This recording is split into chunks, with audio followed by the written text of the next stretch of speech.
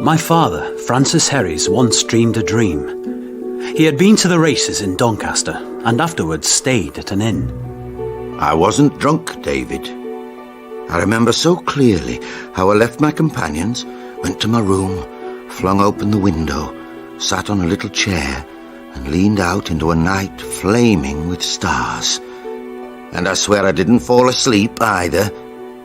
Yet as I looked into the stars, I saw an empty region of glittering, icy mountains. So pure and lonely they seemed, and a mere that was as black as steel in shadow. Then a great white horse, more glorious than any horse that was ever seen, came to the mere and plunged in. It tossed his mane, and I could see silver drops flash in the freezing air. But when he reached the edge, I was seized with terror, because it seemed impossible that any horse could climb the icy sides of the cliff that ran sheer into the water. And I felt such a love for him, Dave, such a tenderness.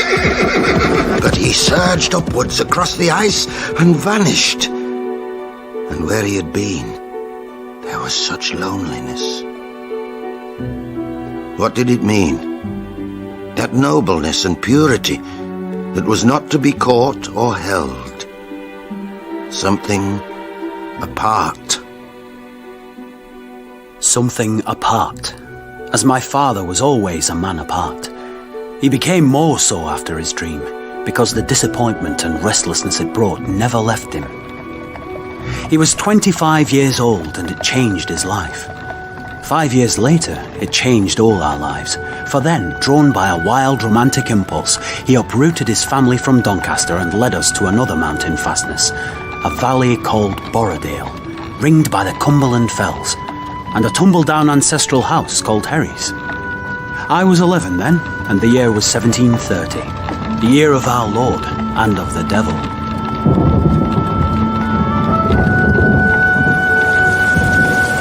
Rogue Herries by Hugh Walpole. Dramatised in 4 parts by Eric Pringle. Part 1, Wilderness. The journey was miserable. Roads full of mud and the weather growing colder the further we went. We had to abandon the coach at Kendal and continue on horseback. My father cursing, my mother Margaret terrified, Sister Deb crying, Sister Mary cross, our governess Alice Press sulky and wanting my father to herself, and our servant Benjamin hankering after southern women. Only Father Roache was unperturbed, smiling to himself in that world of his own. It was a sorry cavalcade that clattered into a Keswick inn, where we were to meet our grand relatives, Uncle Pomfret and Aunt Jannice Herries. Father demanded private rooms. Benjamin, see to the horses. Blast you can drink later. Margaret, you must rest. Alice, put the children to bed. They've time to sleep before my brother comes. Come along. I lay half awake watching Alice Press warming her legs at the fire with her skirt gathered up to her knees. I hated her because she was a witch and made my mother unhappy, and because my father crept in looking like a king in his grand clothes and put his hands on her eyes. I know these fingers. You should. Oh, what fine feathers to meet your brother. I would shame him, Alice. I wish I'd not come on this mad journey. Does that make you more content? No, a kiss is nothing unless you love me. What do you mean by love? I mean all the things I'm enduring for you, the bruises and your wife's idiocies and your children wailing and you in a dirty temper. And what do I get in return? What is there to get? You chose to come. I told you were heading for the end of the world. No roads, savages, a chill house with the rain always falling and only my body to comfort you, and that not very often. It doesn't have to be like that. Take me away. Alice, alone with me you'd be in despair in a half hour. Come, wake the children, it's time. But Francis... Bless them for Grand Uncle Pomfret and superb Aunt Jannice. Wake up! Get up, you creatures! Hurry up! Don't keep them waiting or I'll be blamed. Mary, don't look so smug. I'm going to show them my homework. Deborah, stop snivelling. Why are you such a pathetic child? Leave her alone. Hold my hand, Deb. David, I hate Alice Press. Where is Father Roache? Oh, who knows about his Catholic scheming? All he cares about is his church and his king in Rome. I don't know what Francis sees in him. You're jealous. Mind your tongue. I take it from the father, but I will not from the son. Go now. Come on. Move. Get a move on. Here they are! Dammy, they're still asleep! Come to your uncle and aunt, babies! Father stood very stiff beside Uncle Pomfret, who was 22 years older and looked and smelled as if he'd just got off a very wet horse. Aunt Jannice was tall as a steeple, with a big brown wart on her cheek. Mother looked red and flustered at her side. David, greet your uncle.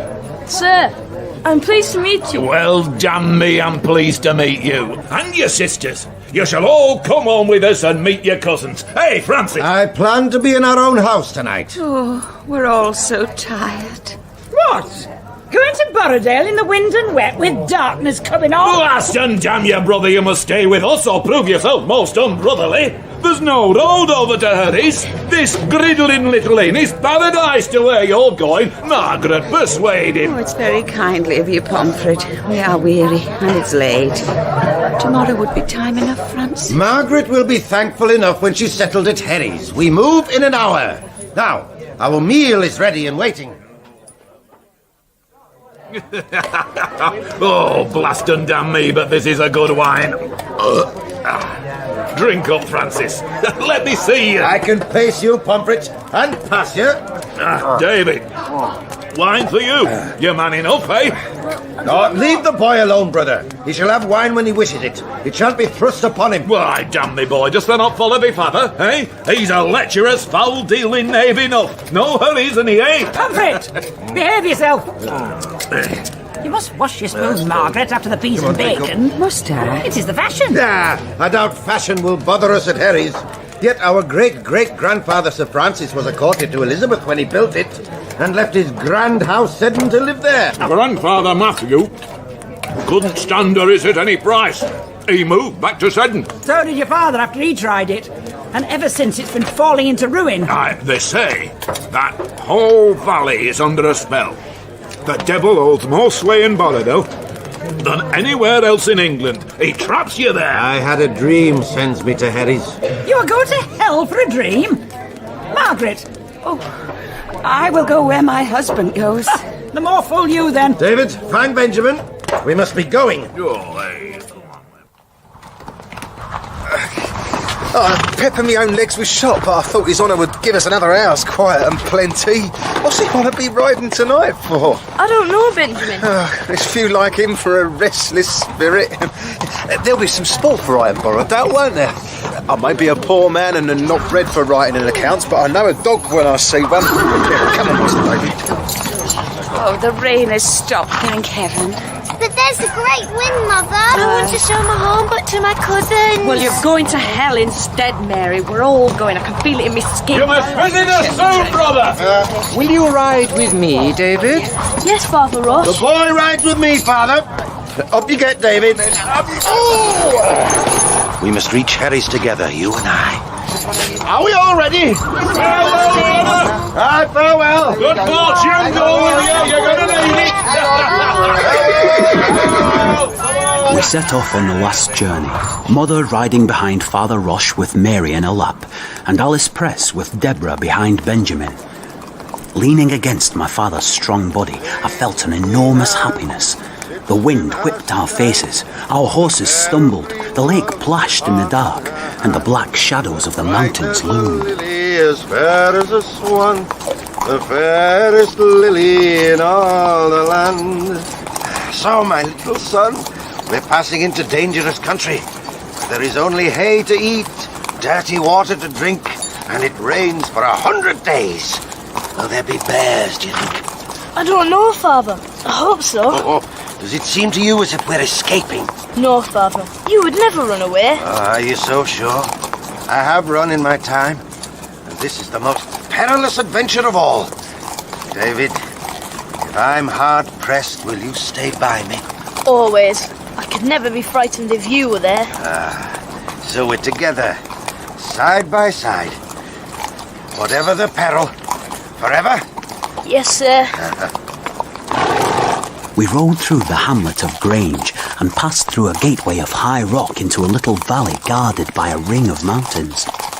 To me, who had all my life seen only shallow country, it seemed incredibly wonderful. A huge mountain detached itself from the sky and strode towards us. The mountain is called Glaramara, David. And look, over there. There is the house. Behind a grass-grown courtyard, the house looked cold and desolate in the white moonlight. It seemed like two houses, high on one side with a gabled roof, and on the other shabby and low with farm byres at the end. Oh, there. Come here, Jocks. Goodbye. Come here now. Here is Wilson, the houseman. Welcome home, my son. Come on, let's get down. Your honour comes early, but we're ready for you. Let me go, Father. Oh, impatience, are you? I wanted to be first in the house, so I ran across the threshold into a dining hall, and there, like magic, the moon shone in and lighted 2 suits of armour, and a tapestry that teemed with horses and huntsmen, and a portrait of my ancestor, Sir Francis Herries, that was so alive his thin hand reached out of the picture and touched me in welcome. And I shook his hand in the moonlight and made my compact with the house. Next morning, Benjamin! Now you can see it. How does this place seem to you? Well, we'll be thrust on one another here, for 'tis hidden away. But it's a good place for horses. And for bathing, if you will do me the courtesy. The pump! Your honour's a brave man. Oh, the water's like ice. Oh, the house is tumbledown, isn't it? Yeah. And the farm buildings are ruinous. But I've taken the house and I'll hold by it unto death. And be proud of it too. Come, rub me now. Make me glow, Benjamin. Oh, that's good. It's a Herries house and I'm proud of the clan, Benjamin. Though I think nothing of any of them in person. Oh, let me get me breeches on before I turn to stone. Oh, do you know what I'm talking about? No, Your Honour. And care not. No. You're sodden with sleep. Well, I'll repay your courtesy and wake your stout body for you. Strip, you devil. Oh, I haven't seen so clear a water nor smelt so fresh an air for years. But if you don't like it, you can leave. I'll have no man who grumbles. If I would leave you, Master, I'd have left long ago. There's often been excuse enough. Why do you stay then? There's no reason for why I do things. Where you are, there's food and dogs and horses and... I fancy life is the same anywhere in the world. Who's the old woman by the house? Oh, that's old Mrs. Wilson, the houseman's mother. They say she's a witch. So Herries has its own devil, and she waved to me.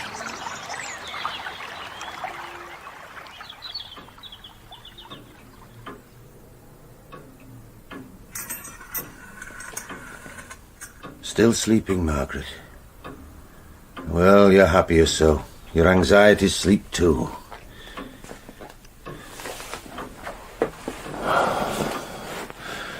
Why did I marry such a foolish woman?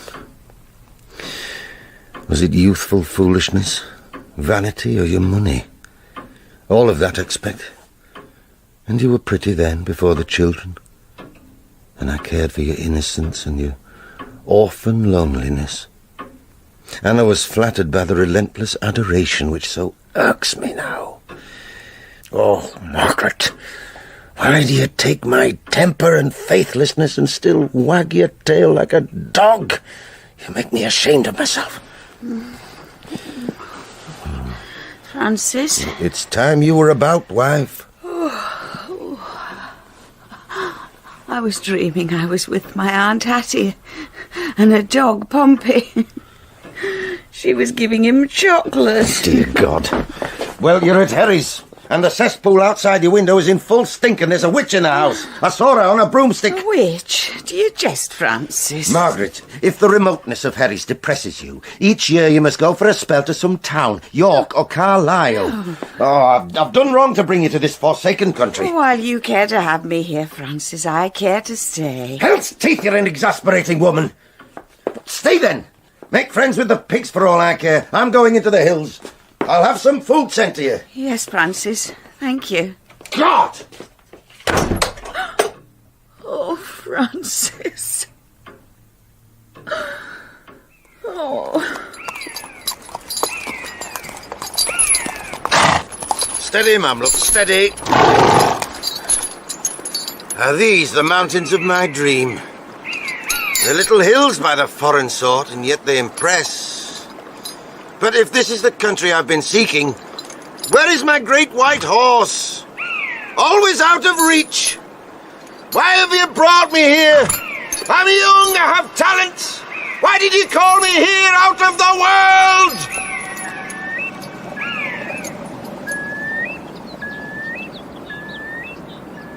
Fine thread satins, both striped and plain, Persia nets, anti-rides. Later, coming down from the hills, Father saw at a fork of the road a crowd gathered about a peddler, a thin scarecrow wearing a purple hat. Necklaces, gold rings set with vermilions, red watch bottles ribbed with gold. The peddler's sharp eyes flicked everywhere, especially at my father. There seemed to be recognition in his glance. Yes, Pedlar, I know you. I fancy we'll meet again, you and I. Come on, boy. The shadows of the hills now covered the valley, so he turned Mameluke for home.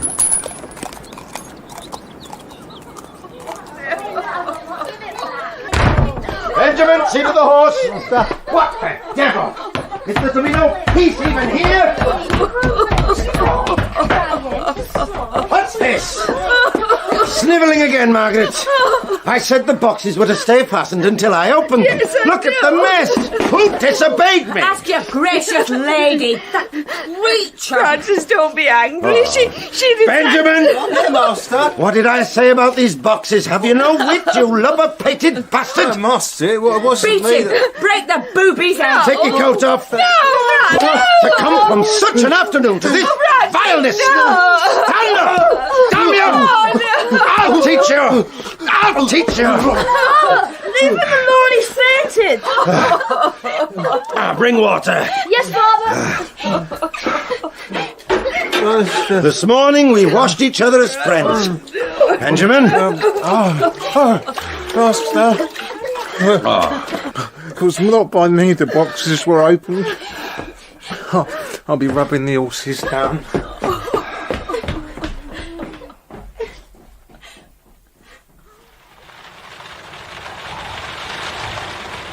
It was a month before the valley let us out to visit Uncle Pomfret. During those first weeks it rained in a never-ending flood. Wind roared, the mountains crept closer, but my mother faced it all with courage and was almost happy. Your father and I are more companions here than anywhere since we were first married, David. His degradation at Doncaster almost broke my heart. But at Herries, he has begun a new life, and so I have too. Lady Queen Anne, who sits in her stand. It was true. Herries seemed to cast a spell on Father. He pottered about the house, explored the hills and the lakeside, and made himself known to the local statesmen, those Borrowdale yeomen who were masters of their houses and owed allegiance to no one. The old witch, Grandmother Wilson, leaning on a stick with a white kerchief about her chin, kept watch on him. I saw how she smiled to herself and shook her head as if she was looking into his future. When at last we did get to Keswick, Father said he had things to do in the town, so Mother and I had to face Uncle Pomfret and Aunt Jannice alone. What is that? That is a macaw, Margaret. Ooh. And that is Peter, our little black servant. We bought them in London. You won't find many of those in Borrowdale. Indeed, Jannice, I have seen none so far. Who is that ancient lady in there? Don't mention that thing to me. It's Pomfret's Aunt Maguire, 85 years old and wrinkled as parchment inside and out. She ought to be dead but refuses. Come on, dear. It seemed to me impossible that a person could look as old as Great Aunt Maguire and live. I stared at her while Aunt Jannice boasted. This is the parlour, Margaret. Oh, this house must seem so elegant and spacious after the crowded hovel you live in. Where are the children? Oh, they have a room at the top of the house. Oh, don't you miss them? I miss many things. I'm sure my real life is somewhere else. Where? I've never been able to find out.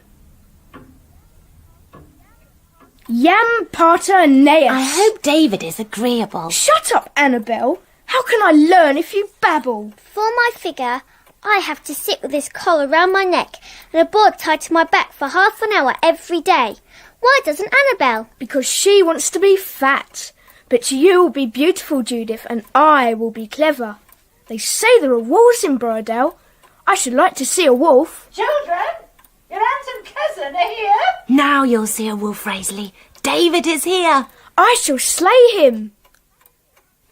Damn me if it isn't me young nephew and sister-in-law come to greet old Pomfret. And how fares me brother? Does he grow as ruinous as his house, eh, Margaret? Well, what do you think of the world he's brought you to? In winter you won't be able to move a step. There's enough to do about the house to take a month of winters. I was fixed by my great-aunt's eye like a rabbit by the eye of a snake. She was trying to tell me something. Good God! Stop her, Pomfret, stop her! God save His gracious Majesty! She does it on purpose! God save His gracious Majesty! So their skeleton clattered out of the cupboard in front of their despised relatives. Great Aunt Maguire was a fanatical Jacobite. But then my cousins arrived, and Raisley and I met for the first time, and hated each other on sight. You're a fine boy, David. You shall come hunting with me. Can you ride? Yes, Uncle. Ah, that's more than Raisley can do. Won't you learn to please the father boy? I will learn, sir, if you wish it. Oh, I wish to have a milksop for a son. David's the lad knows a dog when he sees him. Come and see us at Herries, Raisley. Yes, Mum. I would gladly see a wolf. David has been in the mountains already. He'll show you wolves. My cousin may know his little valley, but I shall know the world. I know an enemy when I see one. Now my father arrived, looking so kindly and handsome in his dark suit and lace ruffles, he outshone everything else in the room. Francis, you're welcome. I'm pleased to see you. And I you, brother. Jannice, David, Father Roache is waiting at the turn to Crosthwaite Church. Go and ride back with him. Your mother will ride home with me. Yes, Father, I will.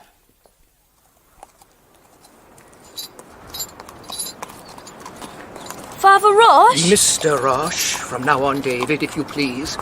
The times are moving. Mr. Roache, my great-aunt Maguire said, God save His gracious Majesty. Aunt Jannice was vexed, so she must have meant the king in Rome. But it is forbidden to speak of him. Come close, David, and listen.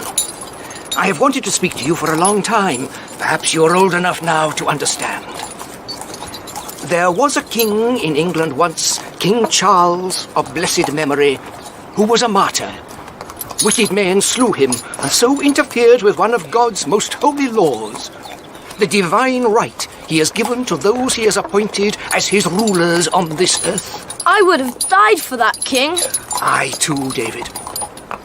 Since then, his family has been in exile, and God's face has been turned away from us.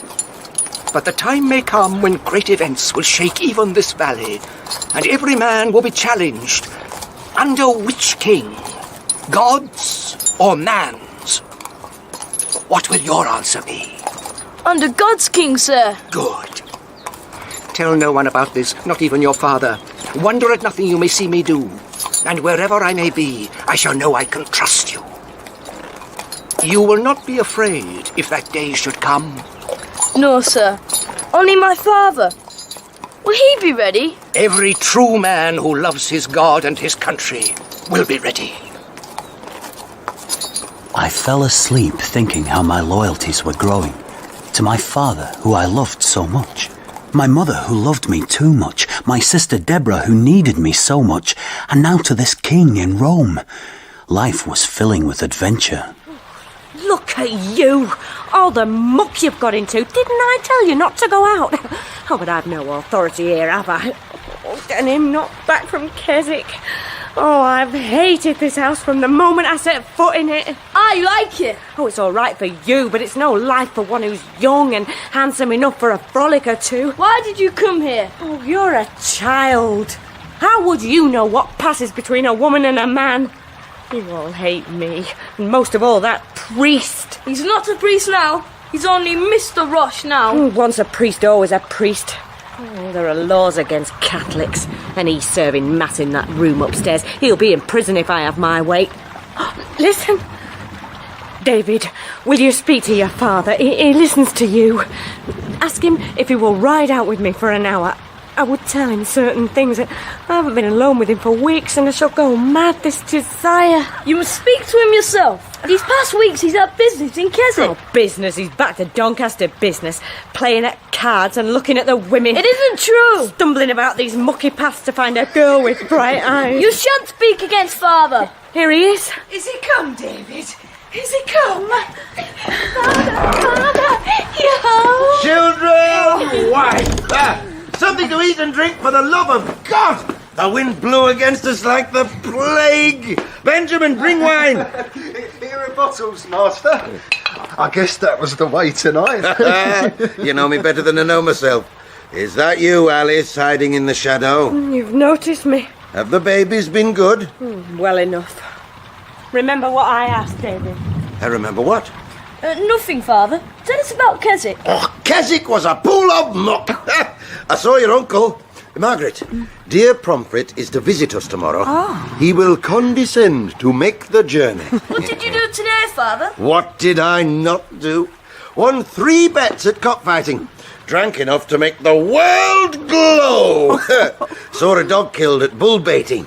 And 2 Quakers stripped and splashed with tar. Oh! Fill the glasses, Benjamin. Yes, master. Meg, I feel as young as David tonight. Oh. The devil of restlessness is off my back and everything seems fair. Even you. Oh, Francis, my dear. Oh, it's good to come home to my family. Why, if only my pack of demons will let me alone, I'll make a fine thing of this life yet. We'll play blind man's buff, and David shall be blind. Yes, father. Come here. Oh, Lord, let this last a while. Next morning, the valley was filled with light.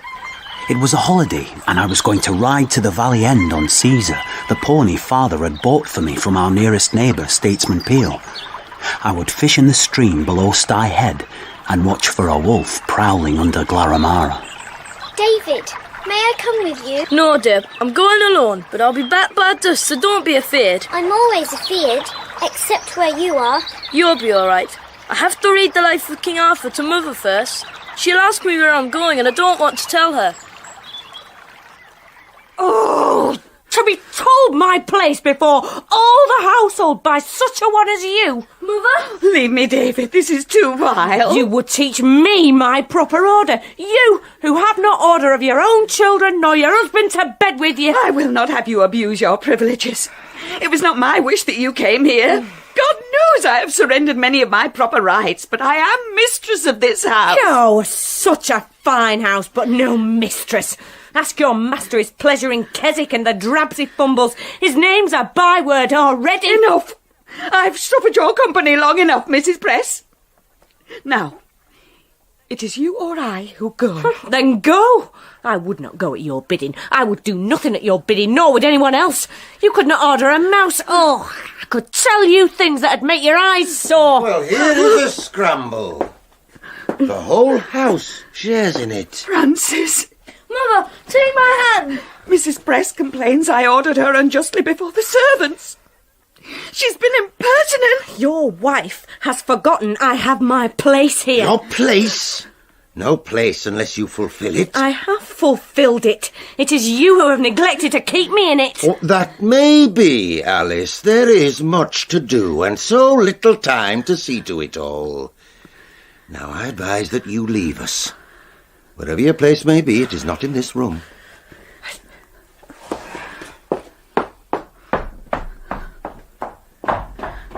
You should know better than to suffer her impertinence, Meg. Well, you won't suffer it much longer. I'll never speak to Alice Press again.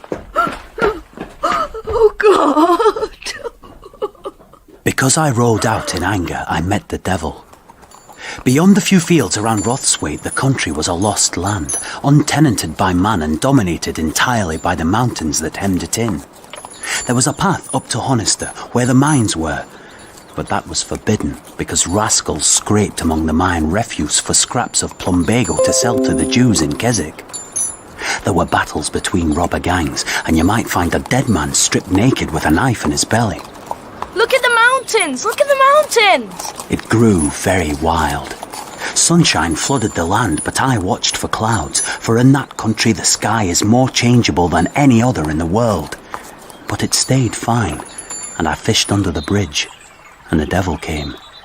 The sun is too strong for fishing. That's true. You're a peddler. I'll buy something for my sister Deb. There is nothing in my pack for you. But here is a little box of silver for you to keep. I haven't enough money. It is a gift. Keep it until your marriage day. I shall never marry. You will marry and have fine sons. How do you know? I know everything. I am the devil. The devil could show me good fishing. There is good fishing everywhere, if you have patience. You have it. And courage. 2 stupid qualities that will carry you through the world. Good day, boy. We shall often meet one another.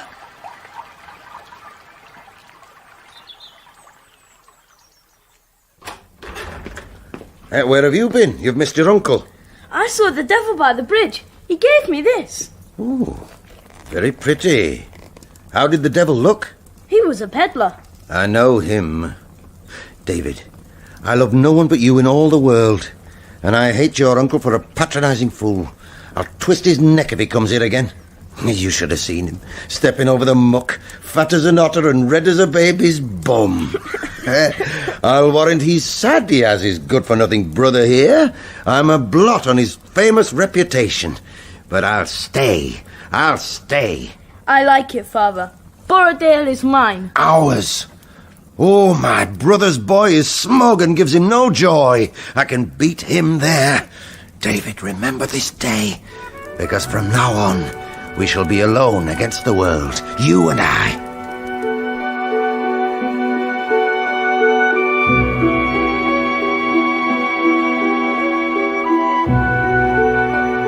After that, Father scorned Uncle Pomfret and refused to set foot in his house, and he scorned Alice Press.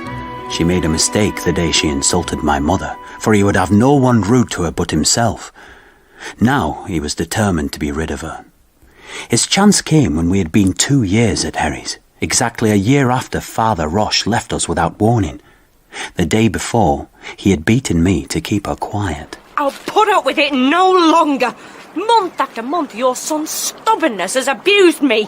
Make him answer! David, speak to Mrs. Press. I will not, Father. I will whip you for disobedience. I will not. Whip him. Take off your shirt. Speak to Mrs. Press.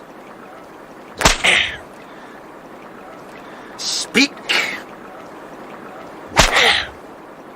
Hit him until he gives in. Make him speak to me. Your back is bleeding. Put on your shirt. Yes, Father. Now, will you speak to her? No. Come, I'll give you ointment. Father, will you take me to the fair tomorrow? I will. That was Alice Press's second and fatal mistake, for the very next day was the day of Keswick Fair. In the morning, Father walked out as usual. When he returned, old Mrs. Wilson met him in the dining hall. You're grand way out your coat. Where is it? Out on the Wattenleth path, I met a dead man with his throat cut and a woman shivering beside him. You gave your fine plum coat to her. You're not to give it. It'll be remembered. I'm doomed anyway, grandmother. Oh. And I'm going to the fair. They say a company of Chinese travels with it. Oh, you're like a schoolboy. But you to be careful, mind. Things are remembered. Francis, you'll take me with you.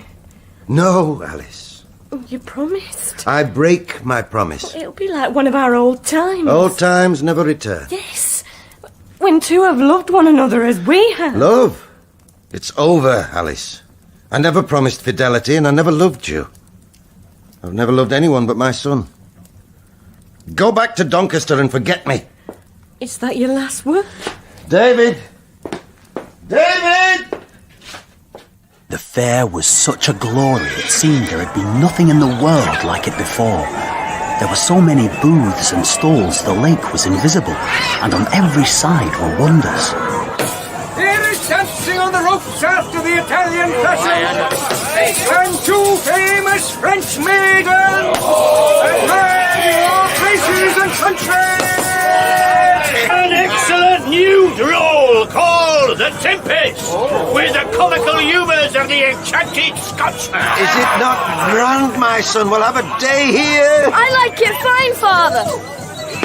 I was caught in a web of colour, smells, noises, people, mummers in gold and blue, tumblers somersaulting, a monkey dragging a silver chain, a black woman selling rings, men fighting before a shouting crowd, and everywhere eating and drinking. And I lost my father and found myself at the booth where the Chinamen were. A shriveled man, 300 years old, stared at me and made me feel something terrible was going to happen to my father. He was in danger. I had to protect him. I ran outside. Here is a large Buckinghamshire hog above 10 foot long, and a little hairy pygmy from the deserts of Arabia. And found him beside a purple-faced woman selling wine. David! Did you think I was lost? Yes, Father. I'm hungry. Well, we'll eat then. Come! Let's find a hostelry.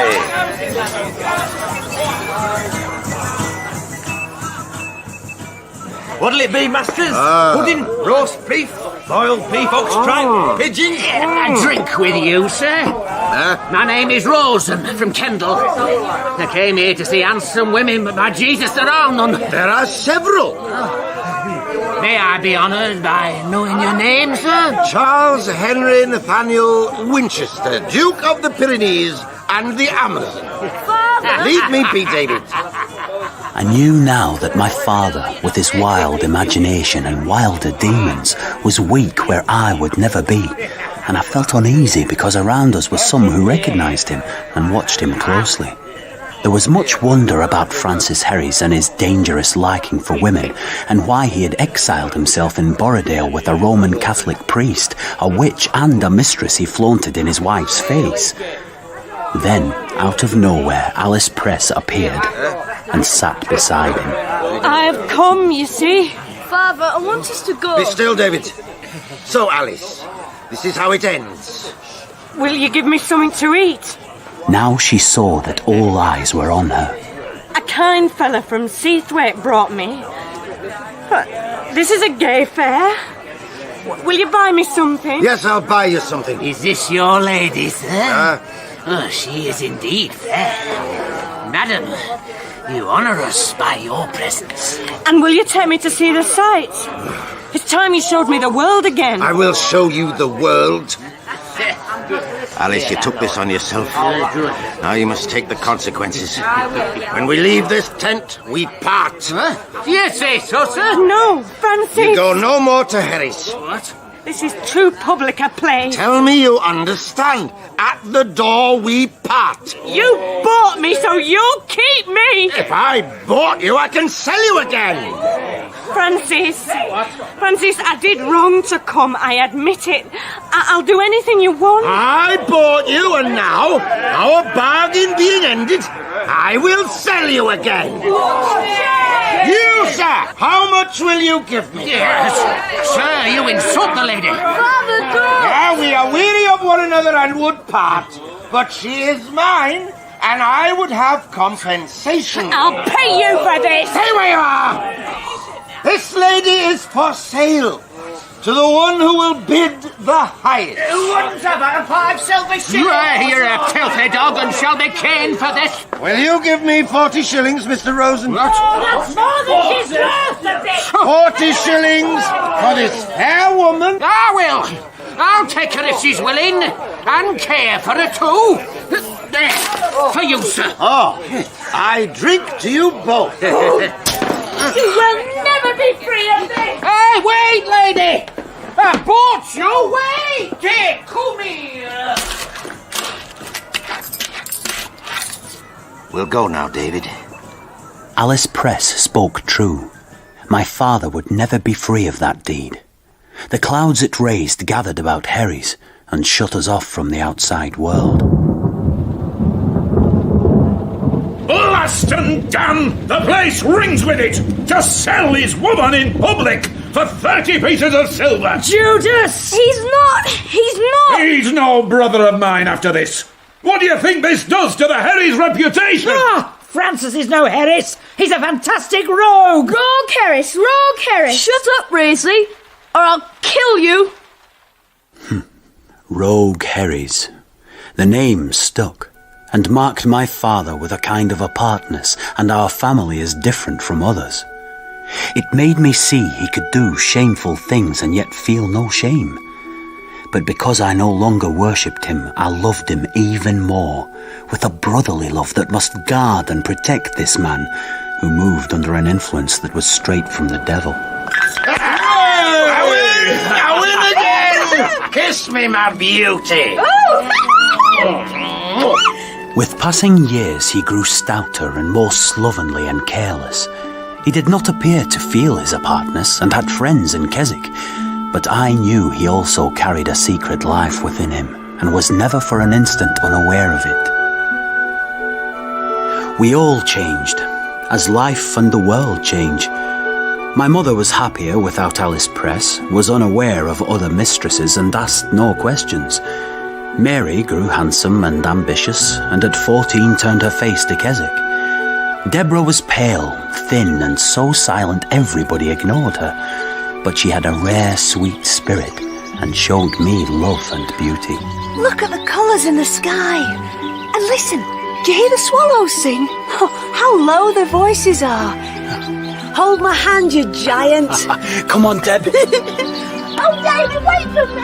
I've got surprise, David! She was a lone spirit like father, the only citizen of her mysterious world. I was a giant to her because I was growing tall and broad and strong. These were happy years for me. I learned all the secrets of my valley, and there wasn't a Christmas feast, Easter pace-egging, rush-bearing, Halloween or wedding that didn't have David Herries in it somewhere. In 1737, 5 years after the Chinese Fair, when I was nearly 18, 2 great events occurred. I met my uncle, Harcourt Herries, at Ravenglass on the Cumberland coast, and my father met his fate. Brother Harcourt is like no one you've ever met, David. He's a scholar and has lived in the great world, so he can answer all those questions you keep plaguing us with. Be wary of him, though. He's a Jacobite, a romantic jackanapes. Don't let him talk you over. Where did Father Roache go? Oh, him! To Rome, to tie the pretender's shoestrings. He's a fool, but he had a power over me. If ever he returns, it will be for no good. Oh, he didn't think so. There's Harcourt's house. He'll find no woman there.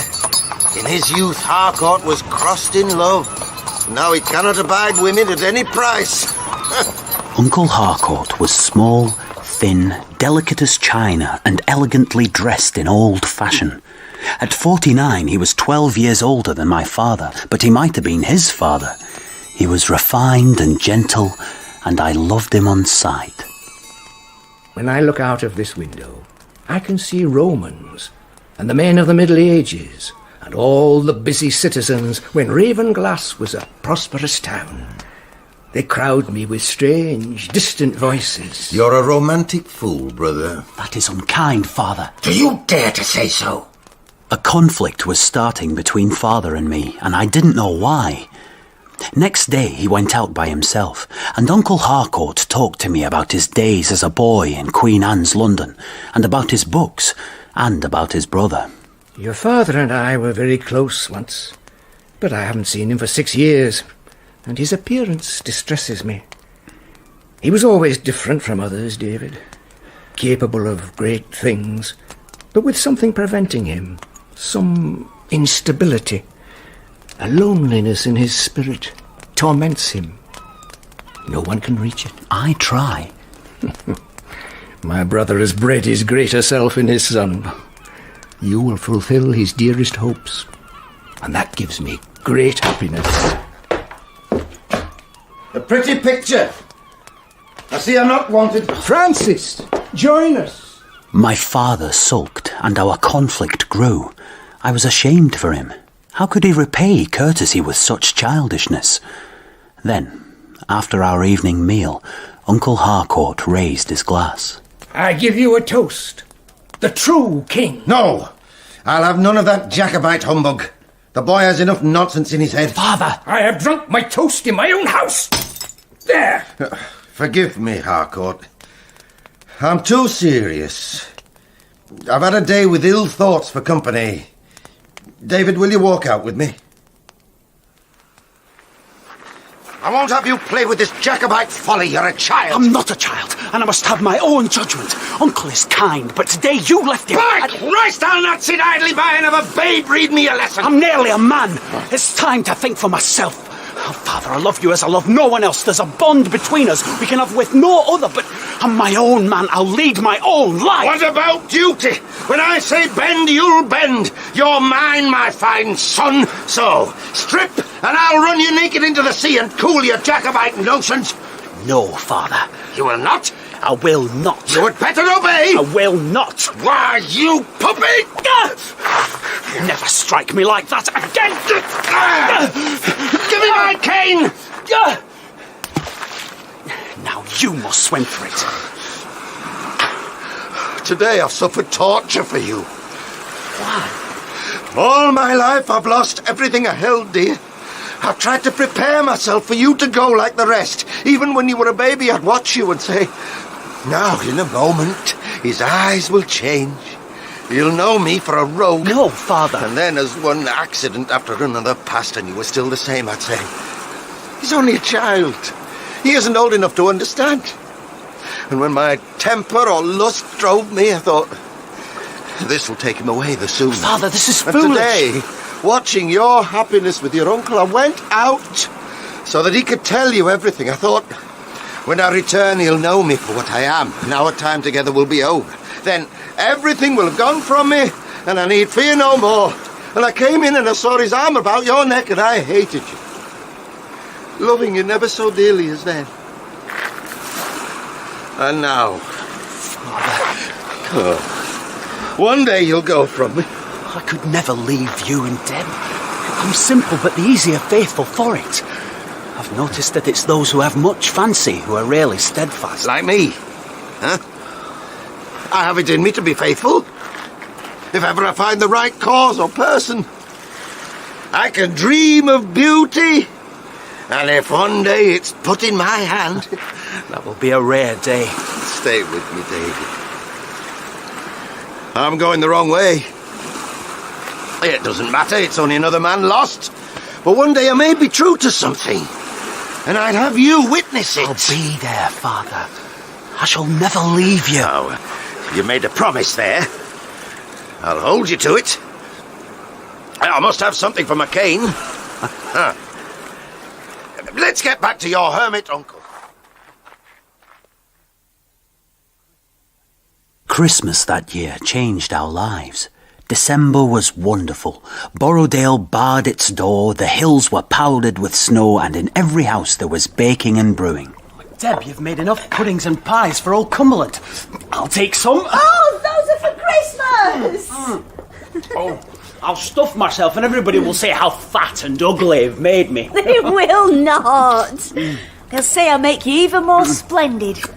Statesman Peel says people already tell stories about your strength, and you bent an iron bar in his kitchen. Because Rendell wagered I could not. Oh, Deb, why do they hate Father so? Oh, because they can't understand him, nor he them. Do you understand him? I think so. He dreams of what life should be, and because it fails, he abuses it. So they abuse him? Children run away from him. Father seems more alone than anyone else in the world.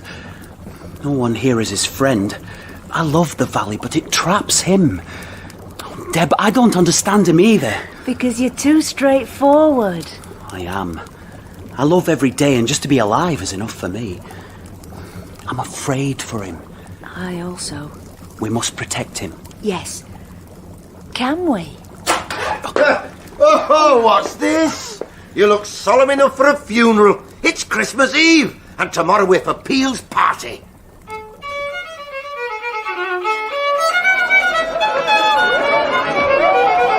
Come in, how are you today? Have you had any news then? How Peel's house glowed with warmth and hospitality. The door opened to the stars in the hard-frosted road. Rushlights blew in the wind. Trestles groaned with food. And the dancing. Come on in, all on you. Francis, you must sit by me. Mary, Deb, my lasses are over there, look. Davy, where's the mother? She has a pain in her chest, but she doesn't want Father to know. Well, maybe a bit of rest will pick her up. I hope so. There's Rendell waiting for thee. Francis, my man, what do you think on this then? I would set the world like this. Eating, drinking, singing, fornicating. You would. I love the faces. Owl faces, pig faces. The faces are watching you. Waiting for me to disgrace myself. But I won't shame you. They think I have a devil in me and wait to see him come out. And talk of devils. Here's old Pedlar coming over to see you. Jackson, man, good day. You're not dancing, sir. In my own time. Is time yours? For a spell. Oh, a spell. Look, here are strangers. I saw them that instant. A rough-looking man with a nervous woman, and pressed against her side, a child with a face white as moonlight, and hair that fell to her waist the colour of flame. That child's head is on fire. Come and burn your hand in it. Are you tempting me? Hey, Jane Starr. I know you, sir, but you have forgot me. I fear I have. Once you gave me your coat. That was you? And is this your child? Yeah. Her father was the dead man you saw. How old is she? 8. 8? I'm 37. What is her name? Mirabelle Starr. Mirabelle? Shall we be friends? If my mother wishes. Where do you live? We're from Ennerdale, sir. We're no settled place. I'm a horse dealer. May I touch your hair, my pretty? Look how it plays on my hand like music.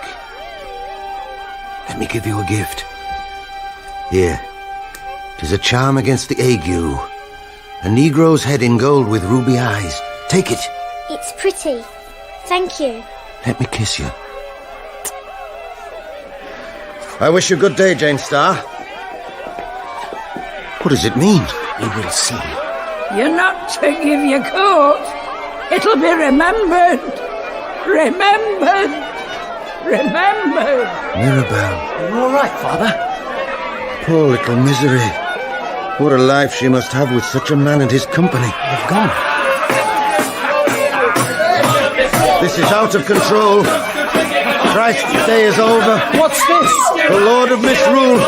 David, get your sisters home, then come back here. Hurry! The party had ridden all the way from Keswick, drinking at every stage. The Lord of Misrule and his followers, a jester and a hobby horse, and old Father Neptune and a naked lady. Hurry, David! Mary! Deb! Come away too, Father! You must stay, Mr. Herries. This is not for me. Eyes are upon you. You're wanted here. Do you challenge me, Pedlar? Others may. See, here's the jester for you.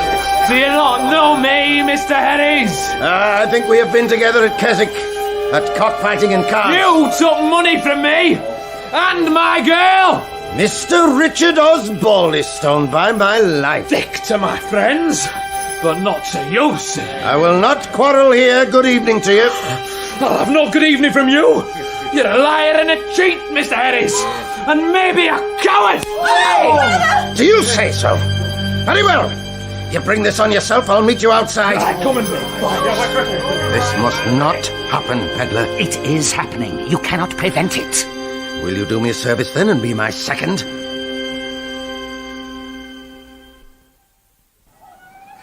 It's cold as death out here.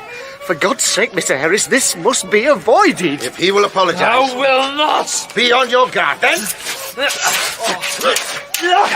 I ran back with a premonition of dread. Too late. The youth was no swordsman, and my father knew he could kill him whenever he would. But when Osbaldistone was at his mercy and he saw his terror... I could kill you, boy, but I will not. Honour is satisfied. Mine is not. This knows he's put up his sword! Father, look out! You bastard, Herries! Osbaldistone's blade carved my father's right cheek in two. He fell with his face flooding with blood. Good Christ, that's enough! Father! Father! When I reached him, the pedlar's hand was on his arm.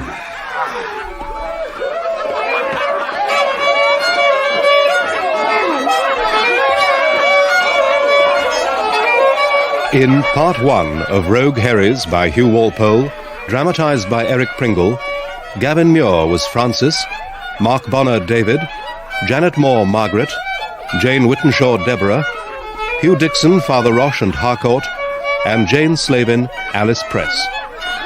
Stephen Thorne was Uncle Pomfret, Shirley Dixon Aunt Jannice, Chris Pavlo Benjamin, Ioan Meredith the Pedlar, and Gerard McDermott Statesman Peel.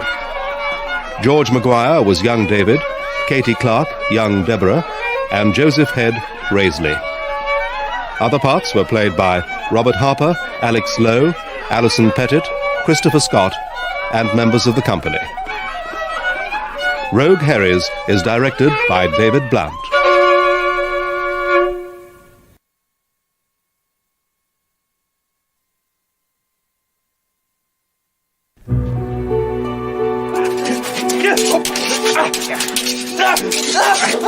I could kill you, boy, but I will not. Honour is satisfied. Mine is not. This knows he's put up his sword! Father, look out! You bastard, Herries! Osbaldistone's blade carved Francis Herries' right cheek in two. As I reached him, he was falling, his face flooding with blood. Get away, both of you! Pedlar, fetch a doctor! I'll get him. Father? He hates me, Davy. They all hate me. Well, now I hate them. I've done with people. I'm finished with them all.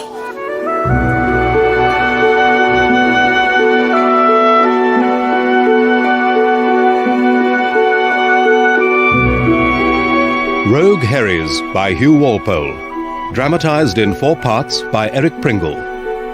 Part 2 of 45.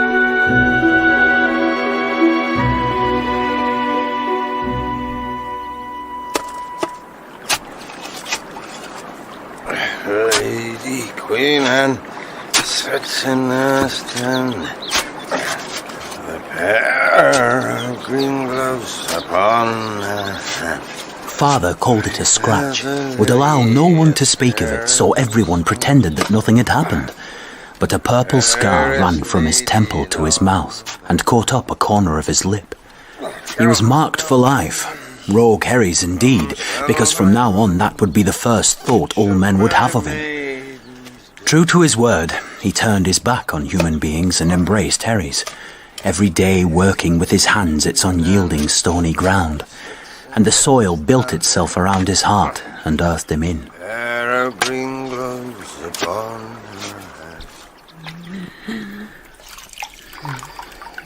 Mother, does that feel better? Oh, yes, thank you, Deb. Inside the house, Mother slowly left us. The stroke that slashed her husband's face struck her down, and by March, with the air cold and snow streaking the hills, she was dying. I told you It's Uncle Pomfret and Cousin Raisley, Mother. Take care where you land your feet, Father. This place is all cess. Oh, stink, right. Oh. Hey, damn me. Here's young Deb. Kiss me, lass. Uncle Pomfret. Cousin Deborah. Here's your old uncle come all the way through the muck to cheer your poor mother up. Is your father about? He's digging the garden. You have a garden here? Benjamin, see to our guest horses. Oh, Francis. Damn me. How are you, brother? We've come to pay our... Jannice sends some cures for Margaret. That was a kindly thought. I'd like to see her. She would wish to see you, though she's sadly weak. David, here's your cousin. Deb, get candles for your uncle. Yes, Father. Come inside, Pomfret. Uncle Pomfret! David! Oh, and Cousin Raisley. Your son's a giant! Look at him, eh? As he grows in a midden.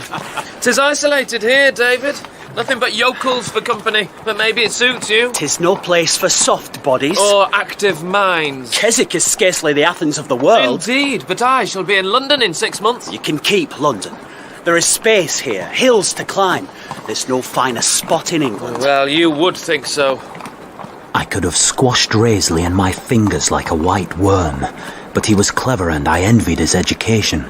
Already he knew things Deb and I would never know. Poor soul.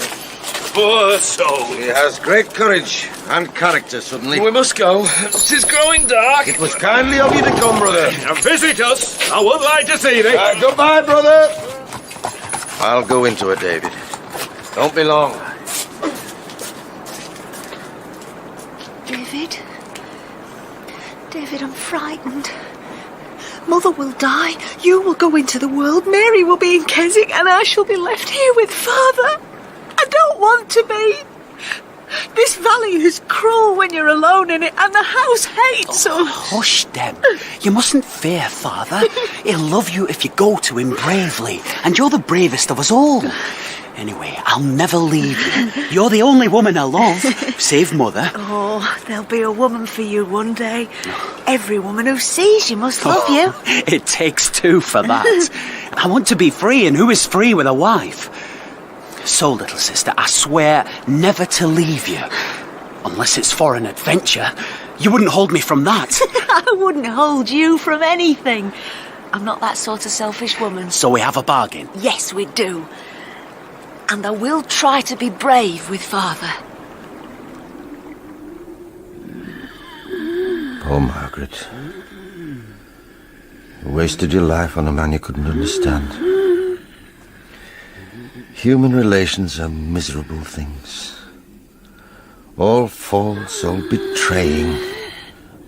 And I've treated you badly. Meaning to do you kindness, but doing you nothing but ill. Why were you always so exasperatingly patient with me? And why did I never talk to you till now, when you can't hear me? I'll pay for it in the end. I'm paying now. Francis. I'm here. Oh, I had strange dreams. What time is it? 6 o'clock. Let me hold your hand. Oh, yes. I would speak to David, may I? Of course. She wants you, Davy. I'll leave you alone. Yes, Father.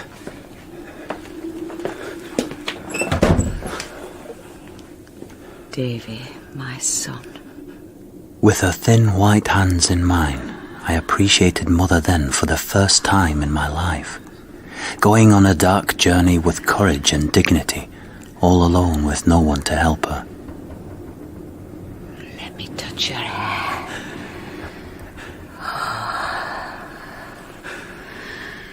I've not been a wise mother to you, Davy. I've not been a wise woman. But I've loved you with all my heart. I know, Mother. Promise me never to leave your father. He's alone. We'll be more alone as the years go by. I promise. I've loved him so much. Yet never learned how to be easy with him. It's too late now not to fear him. Heavens, just the sight of him makes my heart beat.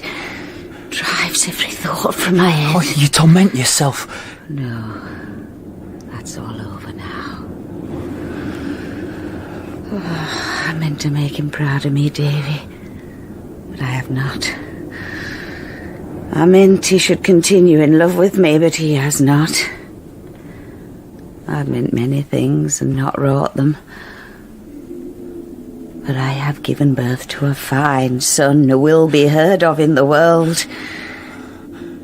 I am so proud of you, Davy. Oh, Mother. You're strong and grand and fearless.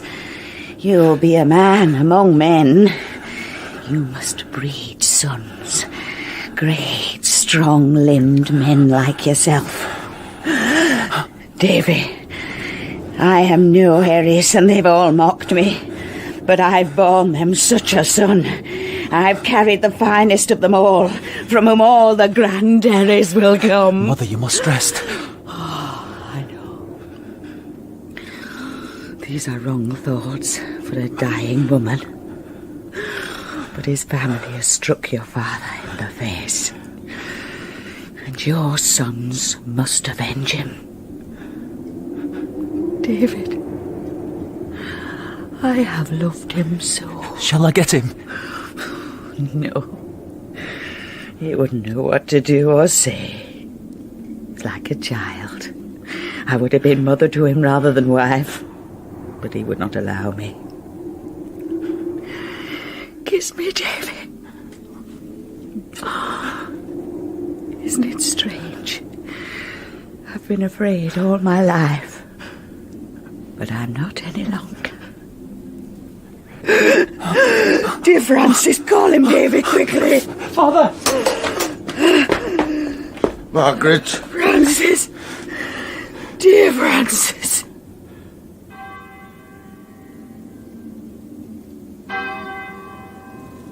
Mother died quietly, without fuss, unmourned outside Herries. 7 years later, when Pomfret and Jannice failed by 4 months to ensure that old Aunt Maguire reached her 100th year, the family descended on Keswick from all sides to upbraid them for it. And the weather. Does it rain forever in this pernicious country? I'm sick to death of it. Maguire is happily buried if she had to look out of this window. Francis should be here. What? You jest, Pomfret. My husband is an idiot, Grandison. He doesn't know what he's saying. I vowed that rogue will never again pass my door. Tell us about him, Aunt, do. Oh, he's a scandal, Pelham. The man's an outlaw, a vagabond, an adulterer. Everybody knows he sold his woman at a public fair, killed his wife with unkindness, drove one of his own daughters to shelter under our roof, hides under his own the most notorious witch in the country. Every hour he brings more disgrace on us. Oh, bravo, Uncle Francis. The man's a rogue, Pedlar. He's the devil. And my silly husband loves him. I haven't seen him for 3 years. You see me now, brother. Francis, my dear brother. How are you, Harcourt? So, this is my dangerous relation. Now, he's a real man, worth a lot of us here. Jannice, forgive me for intruding. I was passing and thought I would greet the family. Oh, devil take it, it makes me feel lonely to see you all. It makes me feel a Herries. Brother, a drink in this damp weather. Pomfret! Oh, damn it. Francis! Thank you, Pomfret, but my horse is outside. I have business. I heard you were all here. Doubtless you thought of me and wished my presence, but were shy of asking me. But I have no place here, have I? I was a fool to come. Has it fine pigs? Good bacon. Mr. Herries? Father Roache, is it you? Man, you look like a carter. I am a carter for the present. Mr. Roache, if you please, and now more than ever. Oh, yes, I remember. The years have aged you strangely. I watched you moving about this market as if it were enemy country. To me, it is. Lord, this weather. It rains here still. Will you step inside and drink with me? Come to Herries with me. I cannot. I have urgent business in Carlisle. But how is your family? I was sad to hear about your wife. Herries killed her. He'll kill me in the end. But we're still there. Except Mary. She left us 2 years ago for Keswick in London. They say I beat and abused her and never touched her. There was always talk about you. You courted it. Oh, now it seeks me out. Borrowdale is enduring a cursed winter. Cattle dying, fevers, and now the smallpox. The people say a spell has been laid on it and blame old Mrs. Wilson and me behind her. If it had not been for David's popularity, they'd have burnt the roof down on our heads long ago. I live there by my son's permission. So long as you live, but prepare for when he leaves you. I don't want to lose him. He's the hero of the countryside. 25 years old, 6 feet 5 inches high, broad as a wall, and the strongest and handsomest man in the county. A father's pride. Not so. He's simple and modest. He's friend to all the valley. And all the valley loves him. It says the rogue could not possibly have fathered him. Yet one look tells you he's purebred Herries. What does he do? Helps me. Ploughing, planting, digging. He's hardly been out of the county. Yet he has a commercial head on his shoulders. Already he's doing good business in Keswick and with a friend in Liverpool.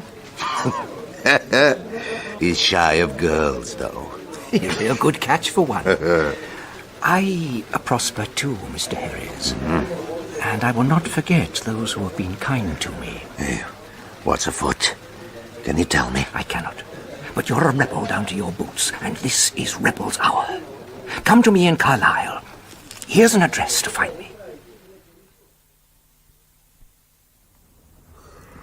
I like this, Deb. Lying by the fire, watching you sewing. You make us sound like an old married couple. Only till you get a husband. You know I shall not marry. Nor I. I prefer hills to all women, except you. That's because you're suspicious of everybody, men as well as women. You're courteous, but you're hard to make a friend of. It's your greatest fault. And your second is you never forget an injury. That's why Father fears you. He thinks you hold against him all the bad things he's ever done and hate him for it. Is he really afraid of me? I hold nothing against him, but I feel he distrusts me sometimes. Oh, he loves you too much and dreads you going away. We all love most those of whom we are a little afraid. What a wise woman you are. I'm a cowardly woman. Father fears you because he thinks you will leave him with me, and I fear you because I think you will leave me with him. You're both mad. I have 3 friends, Father, you and Rendell Peel, all from the valley, so why would I leave it? Here he is. I'll get supper. Don't run away from him, Deb. He'll be hungry. Davy, my son. What is it? Listen, Father. Do you hear that? Old Mother Wilson. She sings to keep herself company. She's afraid. The valley people are getting impatient. I've been telling her she should leave. You cannot turn her out. After all these years... She's going mad with terror here. A friend is ill in Grange. She wants to go, but dare not. She must stay in the house. Otherwise... Supper will not be long, Father. Good. I'm hungry. David, there's something I have to say to you. Our labours together have come to naught. Everything here must seem cursed to you, and, well, it probably is. It's my perverse nature to look for salvation in wretchedness. I try to make sense of this puzzle of life and my part in it. And so the dream comes. The white horse on the ice. Always that great horse. Father Roache said it's immortality. I'm dreaming of heaven. Me? You think too much. Oh, I'm a dreamer, I can't help it. And my feet are lodged in this clay, whereas yours are not. Davy, you must long to be away to your own business. Do you want me to leave? Do you want to go? I can't leave you. We're bound together. But we don't have to stay at Herries, do we? Everything has been wrong for you here. Nothing you've planted has grown, and every year you're more alone. Why don't we all leave and go south, where it's warmer and the sun shines and the people are friendly? So they've persuaded you against me. Who? Take your father away, David Herries. He stinks in our noses. Remove his carcass or we'll remove it for you. How can you think that? Well, they can't move me. I'm stuck fast. And you won't move me either, son or no son. Oh, what's the matter, David? You're unjust, father. I'm no traitor. No man could persuade me against you, save yourself. But don't use your irony on me. I'm a fool and I may understand it wrongly. Please, don't quarrel. Yeah, see how it is, Deb? I'm alone. I've always been alone, and I always will be. In the morning, still angry, Father rose early, washed at the pump and marched off up the hill towards Honister. He did not know he was walking to his fate. You are unjust, Father. No man could persuade me against you, save you yourself. I know it! I know it. But when he reached Openfell, his troubles dropped away. That was man's country, and he felt a man again. When he grew weary, he lay down on a stone above a rushing beck and fell asleep. He woke to find his arms and legs tied with rope, and a man, thin and shabby and looking like part of the fell, watching him. You sleep fast. I bound you when you didn't wake. I'm George Endicott. You were Herries, of Herries in Rothwaite. You're my prisoner. What have you against me? Nothing. Well, then why have you bound me? I want to talk to you. If you swear to come peacefully with me by honesty, I'll untie you. I swear. But what is your interest in me? Can you recall once, many years ago, giving your coat to a woman by the road? I can. You're not to give your coat. It'll be remembered. Remembered. Remembered. And once later, on a Christmas night, you talked with her. Well, I was there that second time. I remember there was a young child with a girl with hair like flame. The woman was my sister. The child was her child, and is with me yet. There. Oh. Come, let us go. When my sister died, she said I was to give you the only thing she had. I've kept it for you. Why must you bind me to give it? Our place is rough. A cave only. We're in bad repute here, my brother Anthony and I. Though not as bad as yourself. I thought you'd fight before you came. And because of my sister, I would not strike you. Are you as bad as men say you are? Oh, and in the valley they say you're the devil and eat human flesh. I'm as bad as other men. And as good, maybe. We are as the fancy hits us. That's true. We have little choice. Keep back from the edge, so the guards to the mines cannot see us. If they find our cave, we're finished.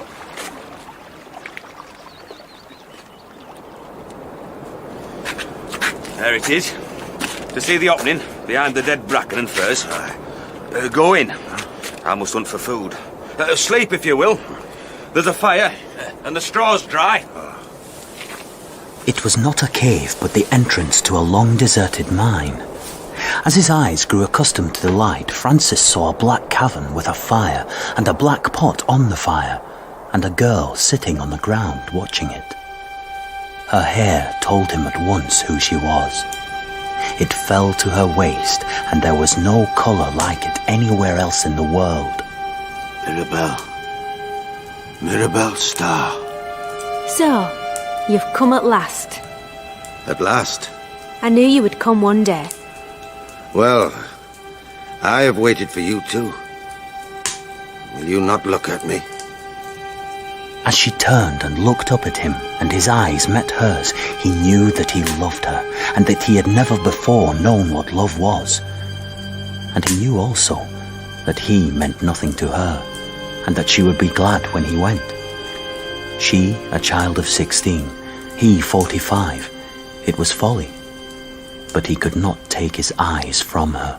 How did you know I would come one day? Because Mother would speak of you, and my uncle, and I would see you in the woods Borrowdale way. I begged once of your son by Stonethwaite. He gave me a silver shilling.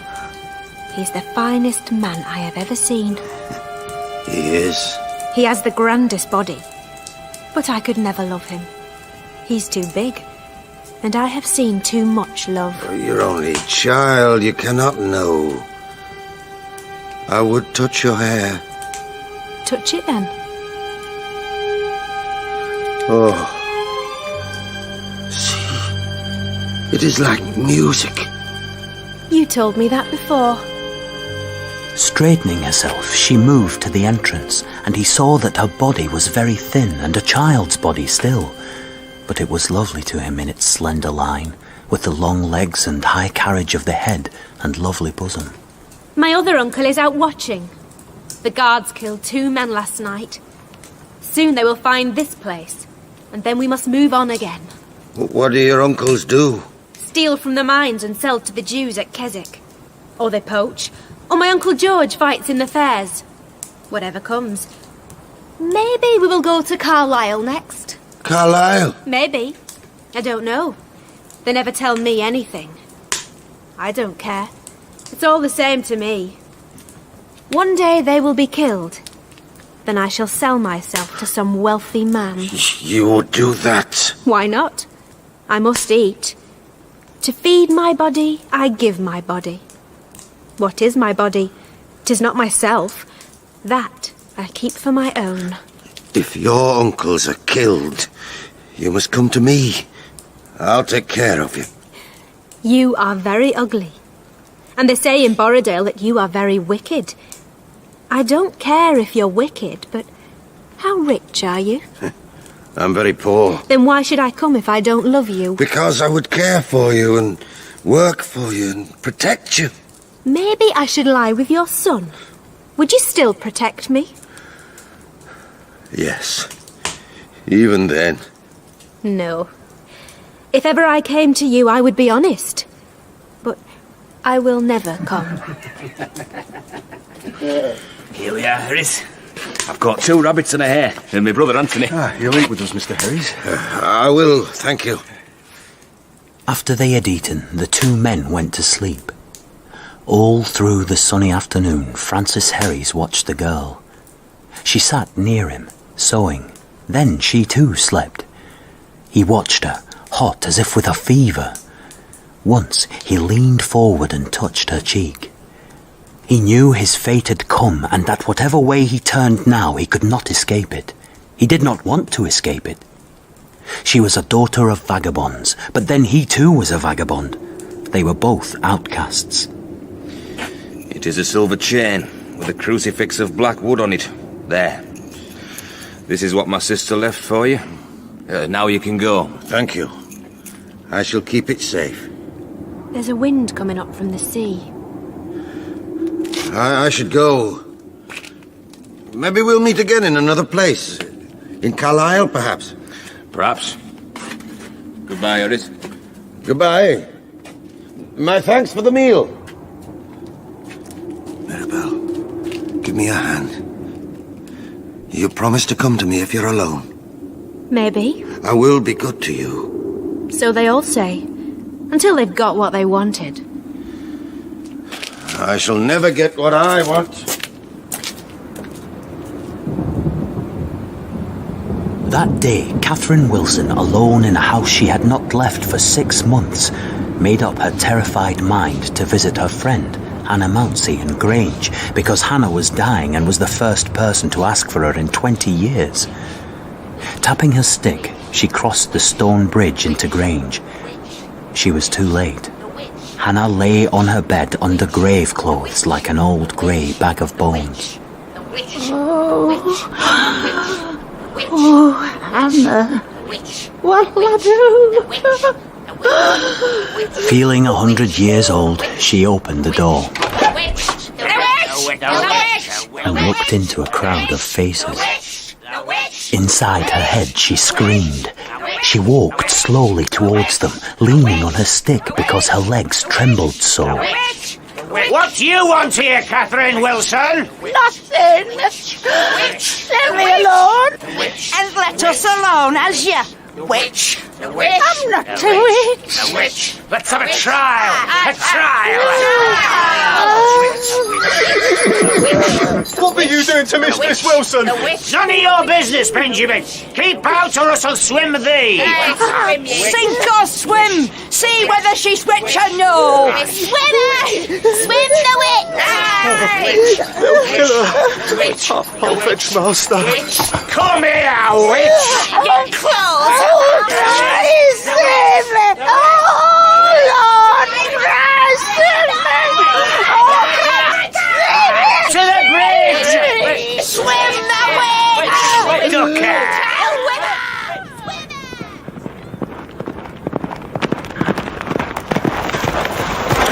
Master, you're drowning Mrs. Wilson at Grange Bridge. I'll ride with you.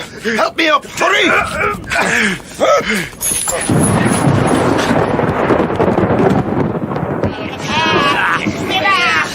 Every stitch off her shriveled bag of bones. Order here! We have to do this proper so nobody can say we're out of justice. Yeah, fetch her here. Now, swimmer! Hey, what you say, old Kate? Can you hear me through all that bloody froth and spittle, eh? Oh, do it, she says, and I will, to please her. Swing! 1, 2, 3, and out she goes!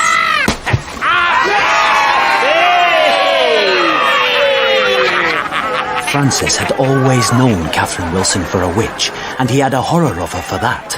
But how dare they touch his servant?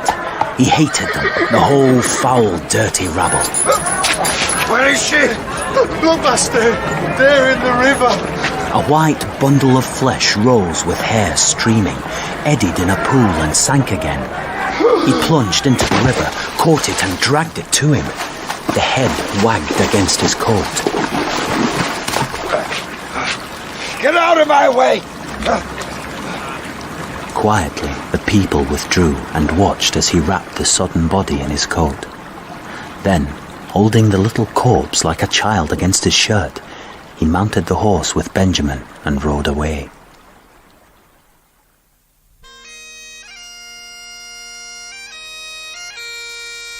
The year was 1745, and soon there was something more momentous than the death of Catherine Wilson in the air. In November, Keswick buzzed with news. Charles Edward Stuart, the Pretender's eldest son, had designs on England. They had been a landing in Scotland.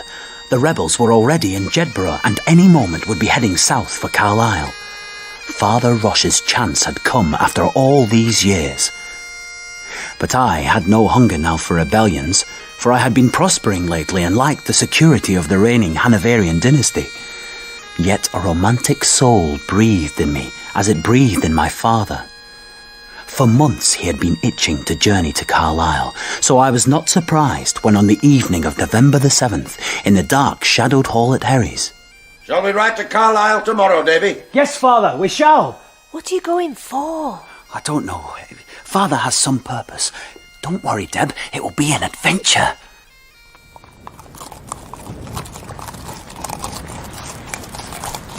You're a man of few words. Well, so are you, Father. There's an isolation at Herries that drives speech deep down. None of us speaks much. Well, I've a fancy to talk to you today. I know Herries is a bitter place for you and Deborah, and you'll go when the right time comes, but I'm held there forever. And maybe I won't be alone. Maybe one day I'll marry again. Marry? What, I thought you'd done with women. Have you seen someone? Yes, there is someone. A child who could only need me through weariness and fear of loneliness. But I'm in love, Davy, as I've never been. So much I'm happy in the mere thought of it. I ached for him. This man who once was so handsome and grand, now disfigured in the face and with a body gaunt and bent with digging and grubbing. Could a woman care for him now? I know what you're thinking. She'll look at me differently when she knows she can trust me. That's what I mean to do. With kindness and patience. Make her trust me, as she's never been able to trust anyone. Everything I do now is for that. I'm getting rid of the pride and nastiness to be ready for her when she comes. Will she come? I believe she will. Her mother left me this chain and wooden cross. It had to be for something. The wind fell, but it grew colder as we came out into open, agitated country, where people galloped furiously and called out in anxiety. Good day to you, stranger. You have any news, man? Any news of the Highlanders? No, there's nothing at all. Do you think the Pretender has a hope, Father? In Keswick, they wish him back in France because he's disturbing their affairs. I've always thought rebellion a grand thing, but now I don't know. I love this country, and if he has his way, every field will be blood-stained. Pardon, gentlemen. Are you for Carlisle? We are. What news have you? None. Oh, things are bad. I'm away from home and had news at Sockbridge last night that the rebels were already moving south. My God, they may be in Carlisle this instant. And my poor wife, sick there of a nervous complaint, and my daughter Hetty without a head on her shoulders. The sight of a soldier makes a fool of the child. And these breechless Highlanders are beyond law. I'm sure we would have heard if the Pretender were already there. Oh, you're right. Of course you're right, yes. But it's cold, and the snow is in our faces, and with every step we may be meeting danger. Would you give me the courtesy of your company? Father? Oh, why not? We'll keep you company. Oh, sir. thank you. Welcome. I'm no coward, but this has unnerved me, this news. I'm John Cumberland of English Street, a corn dealer of good standing in the town, as you'll see. Now, as we rode, a fog rolled in, so that we could not be sure that at any moment we might not stumble upon the whole of the Prince's army. I began to be apprehensive myself, thinking that if England should fall into the Pretender's hands, the Catholics would come back, and with them French dominance. And I wanted no French power here, for I was English Herries to my very heart. Where are you lodging in Carlisle? We have no place settled. Oh, then you must come to us. I shall relish your company. You're a man of your inches, sir, and might render us a service at a dangerous pinch. Who goes there? Friends! John Cumberland and friends! Oh, Mr. Cumberland, is it really you? Oh, what news is there? Every sort of news and all bad. We're only volunteers, we don't know what we're doing and there's nobody to tell us. The militia are cowards. Carlisle is not prepared for invasion, and that's a fact. But my God, they're close. This afternoon, Lieutenant Kilpatrick advanced beyond Echel-Fechen and actually sighted a body of the rash adventurers rebels. Sighted. What did he do? Ran back here. What else? He's a prudent man. Come with me, gentlemen. It's poor hospitality I offer you, taking me unexpected and me wife an invalid. But there's wine in the house. An hour later, we were seated in John Cumberland's dining room in English Street, with beef pie, apple tart and fine Madeira in front of us, while Mrs. Cumberland shouted upstairs. Silver candlesticks, a glass bowl of oranges and figs, a fire in the hearth, and best of all, Cumberland's daughter, Hetty, as pretty a dark-haired girl as ever Have had another seen. glass of wine, Mr. Herries. He doted on her. Come, Hetty. Kiss your dad and he'll feed you with finks, eh? And she smiled at me. Davy, that child has fallen in love with you at sight. This is all for you. For myself, I think this threat of a Scottish invasion was a grand game. They say the prince is a beautiful young man, and when he comes, there will be routs and balls. Hetty! So it will be a wicked shame if he's stopped before he gets here. But he won't be stopped, and there will be a ball, and I haven't a dress fit to wear to it. Oh, forgive this giddy girl, gentlemen. Oh, I'm so glad my dear father is safe, and that he has brought such friends. David, Why shouldn't the prince come into our city if he wants to? Well, I'm sure no one wants to kill anyone. What is your opinion, Mr. Herries? Maybe we will go to Carlisle next. Mr. Herries? I don't care. It's all the same to me. One day they will be killed, and then I shall sell myself to some wealthy man. Mr. Herries, sir. Oh, forgive me. I'm preoccupied in my thoughts tonight. To feed my body, I give my body. Excuse me. I need some air. The street. Of course, sir. But take care. Outside, the fog had vanished. Thin snowflakes fell from glittering stars. No one was about, and there were few lights in the windows. As though led by a guide, Francis turned up a dark, narrow street. Fate was at his elbow, for a light blew above a sign, the Silver Horn. He pushed back the wooden door and stumbled into a crowded inn-room, smelling of fish, tobacco and stale drink. A serving man brought him ale, and he sat down at a table. Where are these Highlanders? Nobody tells us. We're going to be blown to bits. At Kelso Spittle, they hanged the farmers, shot the sheep and drank sheep's blood like bloody cannibals. Suddenly, in the light of the fire, Francis saw Mirabell. Dark red, shabby cloak, tawny hat with a feather, and that hair burning down her white neck. To see her more clearly, he moved to a corner where a parrot shrieked in a cage. And at once his heart was pierced with pain. For beside Mirabell, with his arm around her, was a boy of no more than 20, with a boy's laugh and bright eyes that were fixed as closely on Mirabell's as hers on his. They love each other. He watched her hand take the boy's, watched her smile shyly at him. He had never before seen her intimate with anything.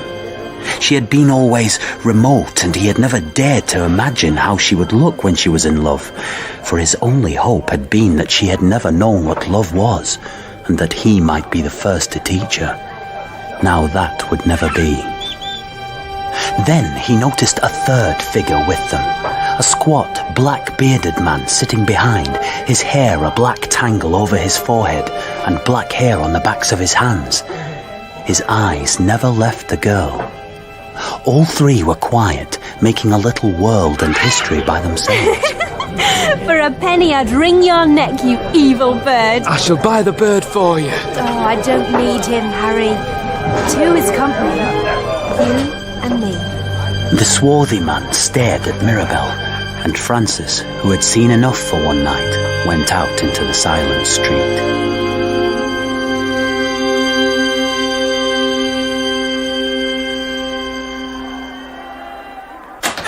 Father, wake up! What are we going to do? They say the town's under siege. Half the city's downstairs swearing the militia will give in before they've started. The other half's in the streets screaming about the Highlanders. And there's a fog so thick you can't see the back of your hands. Are we going to stay here? Of course we stay. Seeing as we can't get out, fetch me some water, Davy.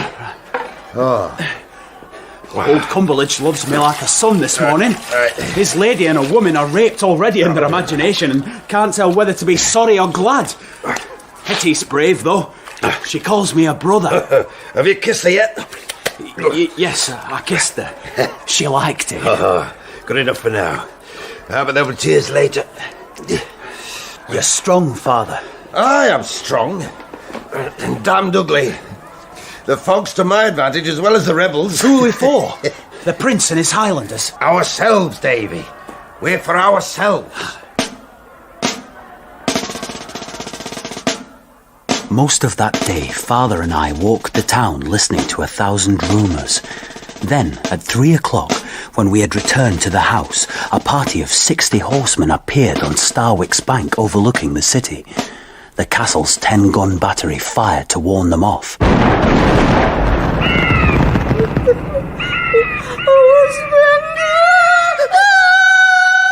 And suddenly, my father felt one of the crises of his life approaching. So he went out again among the country people hurrying home. He turned towards the cathedral. In the close, everything was still, hushed, as if waiting for the guns again. Fine evening, Mr. Herries. Oh, Mirabelle. I followed you. I saw you 10 minutes ago. She was looking at him with that familiar, clear-eyed indifference, but this time he felt she was pleased to see him. His heart throbbed, and he held himself sternly to attention, his arms stiff at his sides lest he should touch her. And she saw that he was worshipping her, this odd, ugly, scarred man. I'm bold to address you. No. I wanted to tell you something. Do you remember at Honister I said I didn't believe in love? I remember. Well, you were kind and asked me to come to you if I needed anything. And my mother trusted you. So you must know that I am very happy. And I love someone. And he loves me. That is good. And is he a good man you love? Oh, yes. He will care for you? Always. I'm happy for you. But you shouldn't be here. This town will be dangerous now. I've been in danger all my life, Mr. Herries. Danger is nothing. For myself. There. I wished you to know. Good night. Good night, Mirabelle. Mirabelle.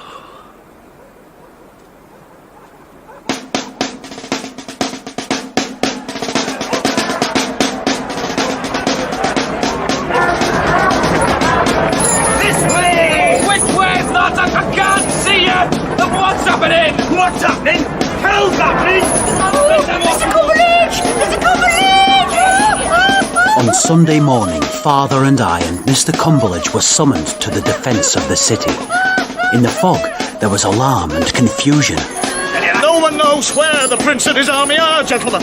Some say he's already inside the city. Some say General Wade and his forces are marching to relieve us.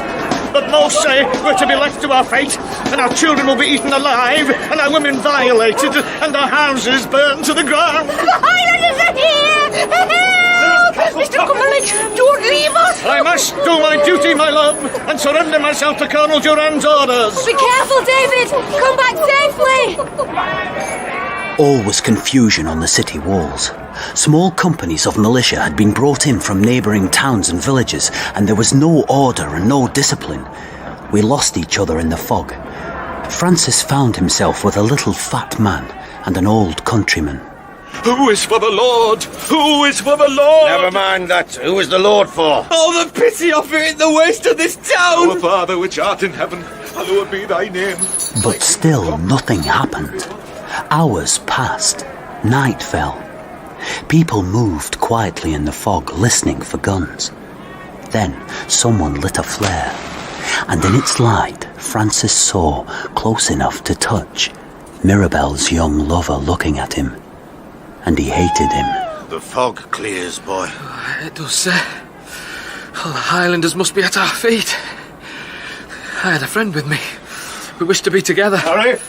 Harry? Hey, Tony! I thought I'd lost you. I'm never lost. Well, sir, this is a play. We each have a part in it. They stood together in the darkness, the lover and would-be lovers of Mirabelle, waiting upon events. And as time drew on and the cold grew intense, Francis felt the hatred blooming like a flower inside him. What do you think of this adventurer's chances? You can take all England for all I care. So why come to this bleak place where nothing is to be gained? Yeah, perhaps something is to be gained. That's a deep scar you've got. Did you kill the man who gave it to you? No. I would have drawn and quartered him with my own hands. You see them? They could strangle an ox. Tony is so strong he can lift a cart. Yeah, it seems strange standing here in this cold mist for no real reason. And I would be loath to die. Mirabelle loved this boy. Francis thought how if it wasn't for him, she could have been his, because he had never failed with any woman he wanted. In his mind, his hands circled the boy's throat. One squeeze, and in the darkness and panic of this crisis, no one would know but the black-haired man. And Francis knew suddenly that the man hated the boy too, and wanted him to do it, was willing him to do it. His hand rose to touch the young neck. Oh, God, who art not, help me, for I am in perilous trouble. Save me from this sin. Your hand is ice. I could wrestle with you to be warm. Oh, let us wrestle then. Yes, wrestle. On this thin parapet. And off it. No! I must find my son!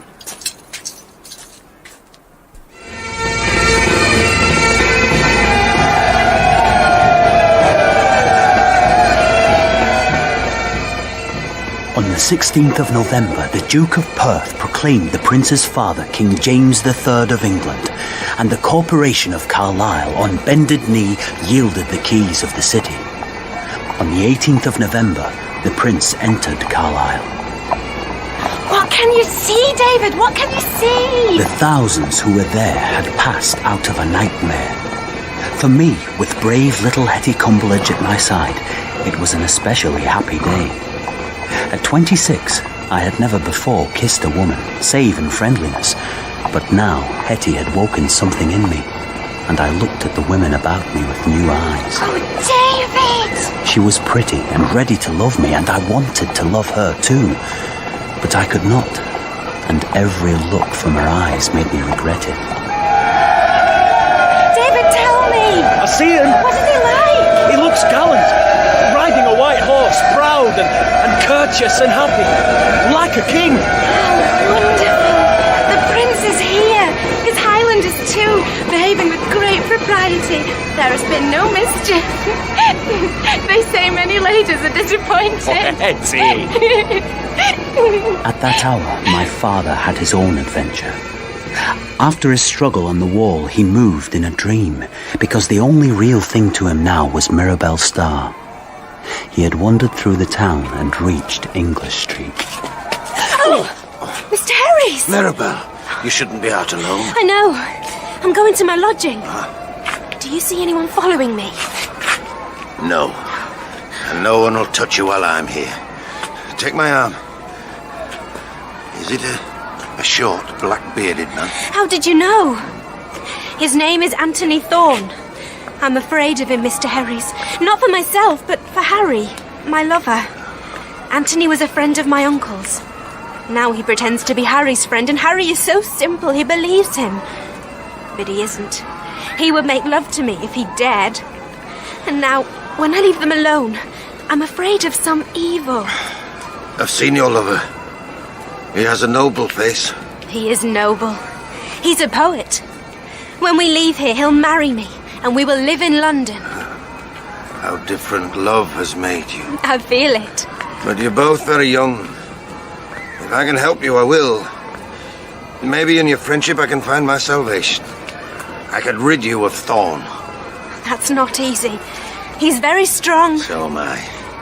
I have no fear when I'm with Harry. But when I'm not, he trusts everyone.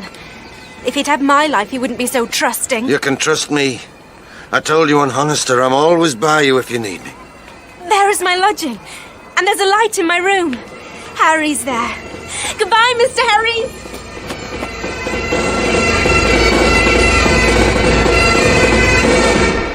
Have some punch, David. Look how it soothes Mrs. Cumberland. 'Tis a miracle. No, sir, thank you.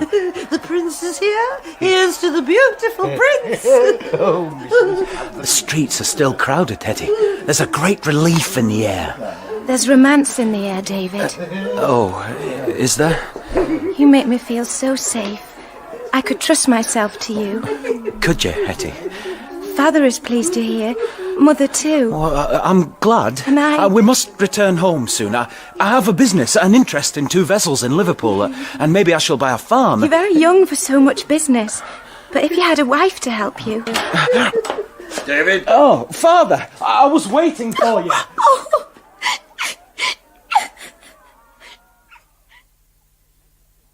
The next day, November the 19th, would be a marked day for Francis Herries for the rest of his life. He left Cumberland's house at 3 in the afternoon, and beside the market cross... Mr. Herries, sir. Francis! Mr. Roache? Why, Here's a change. You've become a grand gentleman, a man of affairs. So I have. Well met, old friend. Ah. Give me your hand. Well, you must be happy. All your prophecies have come true. Perhaps. And yet, will you walk with me? We've prospered to a marvel. Edinburgh and Carlisle are in our hands, and the government forces are dismayed. But there are too many dissensions. What is the mood of Carlisle? Do you think one more success would turn the whole of the north our way? Perhaps there's enthusiasm for him here. Good. Come and tell him yourself. I meet the prince? This is his lodging. His Royal Highness is anxious to see you. A lad, dressed handsomely in dark purple, with a diamond star at his breast, was warming himself at the fire. Kneeling before him, kissing his hand, looking up into his eyes, Francis was astonished at his youth. He was 25 years old, and a boy still. Your Royal Highness. Mr. Herries, you are welcome. Mr. Roache says you are an old friend. Oh, yes, sir. It was pleasant to meet again. What do you think of the feeling in this city? Is it favourable to us? I think feelings divided, sir. Many wait to see the way the wind blows. Ah, if we could foretell that. What sort of place is Keswick? A small town, sir. Very remote from the world. My house is remoter still. You have much rain there, I've heard. It is a changeable climate. We have every sort of weather. But I love this cold north country.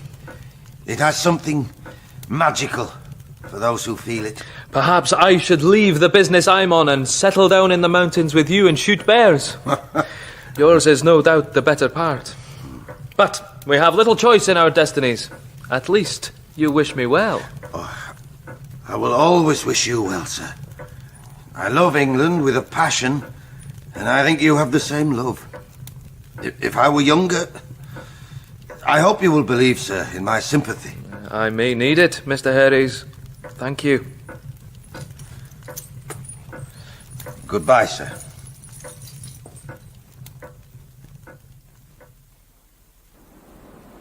Francis said goodbye to Roache in the street. He could not know that they would never meet again, nor, though he suspected it, that his mission was doomed. As if he could step no other way, he turned down English Street to the cathedral and Mirabel's lodging. The house was dark. There was no stir of life anywhere. Then the door opened and Mirabel and her lover came out. He saw her face for a moment under the light by the door. She seemed in an ecstasy of happiness, pressed close to the boy who had his arm around her. Francis watched them go quietly down the street. Something kept him by the house. And he saw the door open again and a man come out. Thorne. I don't like this. What's he up to? In spite of his awkwardness, Thorne moved with great speed, like a black, hairy animal.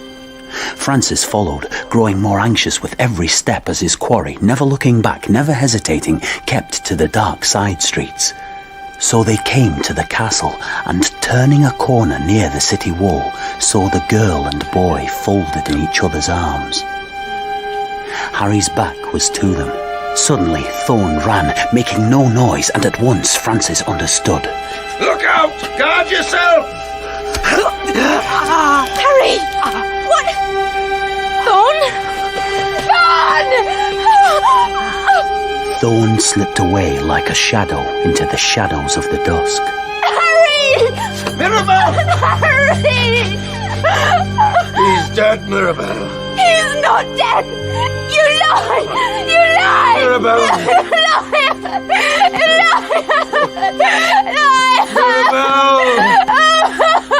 Mirabel! Mirabel!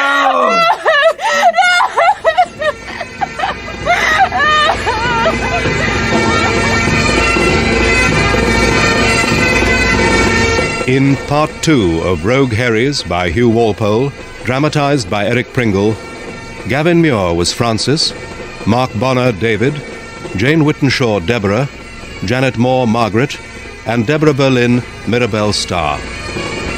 Stephen Thorne was Uncle Pomfret, Shirley Dixon, Aunt Jannice, Robert Harper, Raisley and the Prince, Hugh Dixon, Mr. Roache, Gerard McDermott, George Endicott, and Chris Pavlo, Anthony Thorne.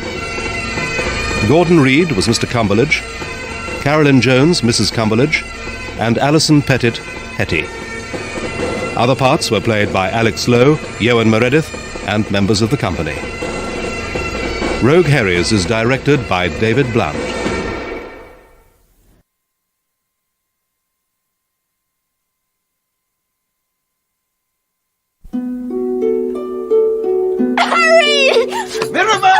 Harry! He's dead, Mirabelle. He's not dead! You lie! You lie! Mirabelle!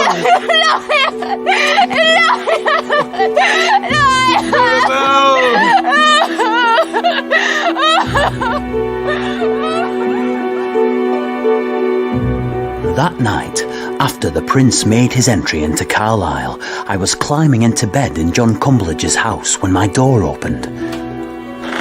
Father stood there, white as a clean stone. He stumbled. I thought he would fall and ran to catch him. His nails dug into my shoulder. What is it, Father? Are you sick? Aye, Davy, sick and unhappy. I shouldn't be here. I'll leave you. No, stay, Father. Go to bed, Davy. There's nothing you can do for this sickness.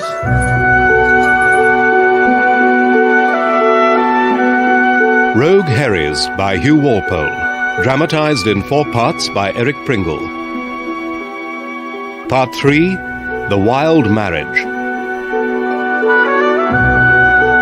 I did not know that all his hopes had died that day on a street in the city. And when we came home, he was closed up, happier silent than speaking, happier alone than with company, happiest roving the fells like a man lost, searching for something he could never find.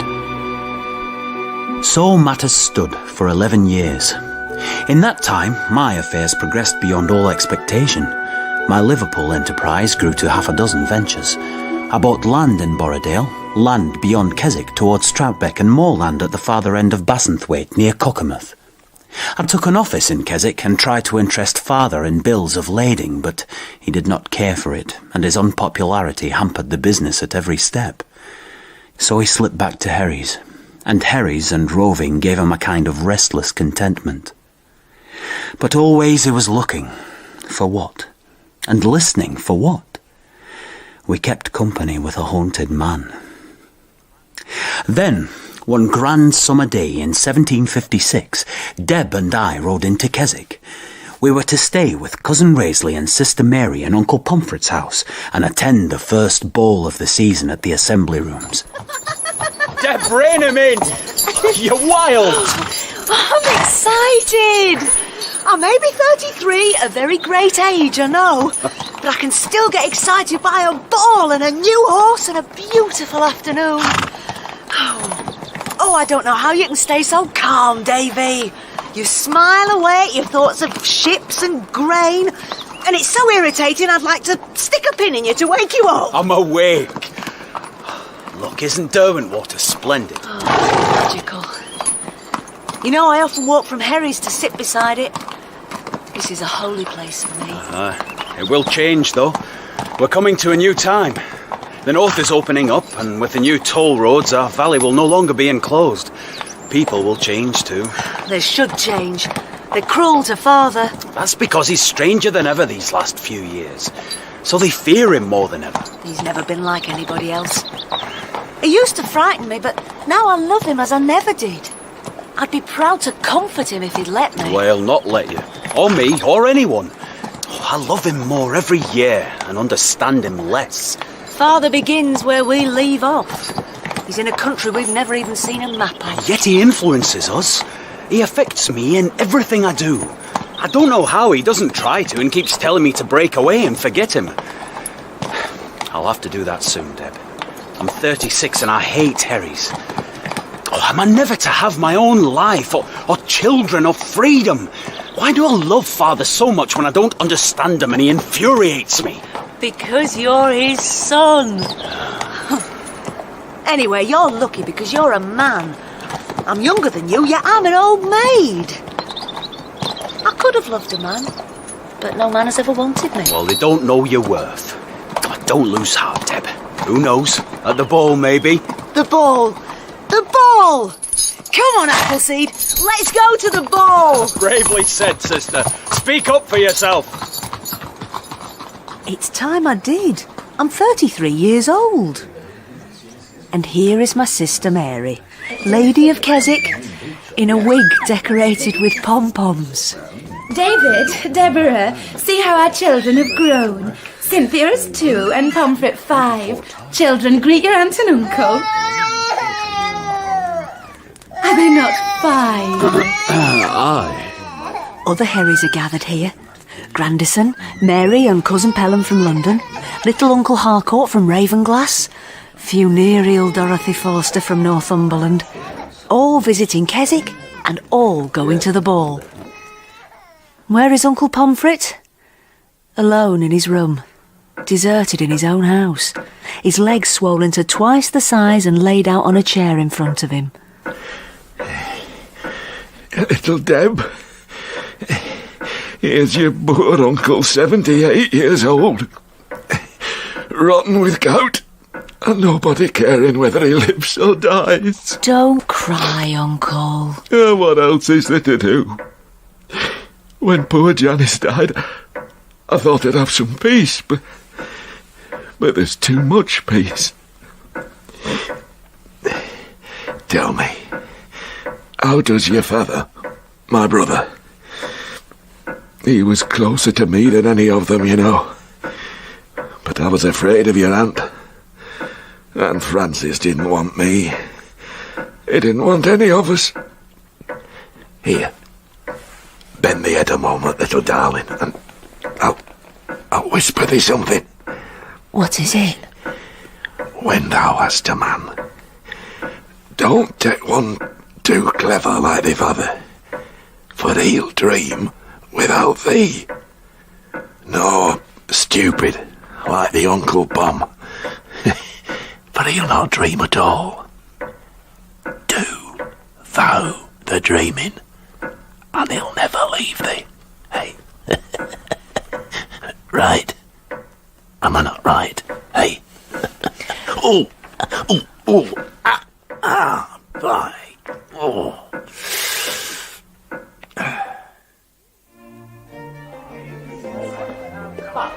Why must you be so impatient, Deborah? Because it's nearly 11 o'clock and the ball is half over. Gentry do not arrive early. 'Tis common. Oh, look! I would clap my hands if I dared, but in this company I do not dare. To me, the crowded little assembly room is paradise. Shining candles, a little gallery where the musicians are. And this is only the second ball of my whole life. Thank you for my new dress, David. A rose colour suits you, Deb. You look young tonight. Raisley is sulky and greedy, slips into the alcove to help himself to syllabub. Mary moves about as if she owns everybody. But David is superior to everyone in the room. Oh, what fun country dances are! Why have I not been to more? Look how the girls cluster together and make eyes at the men. Strange, isn't it, that I never had a girlfriend of my own?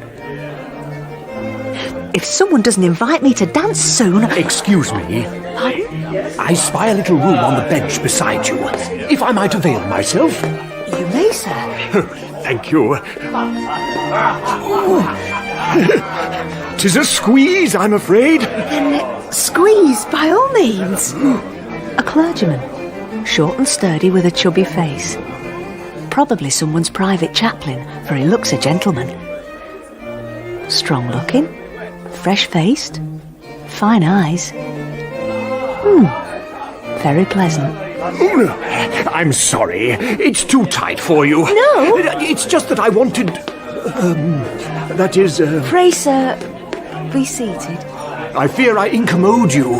Look, there is room. Oh, I will sit then. I will. The music is excellent, is it not? Oh, for a little place, I agree. Oh, it is a wonderful place, which has grown more wonderful. He says he's newly come to the neighbourhood from Rutlandshire.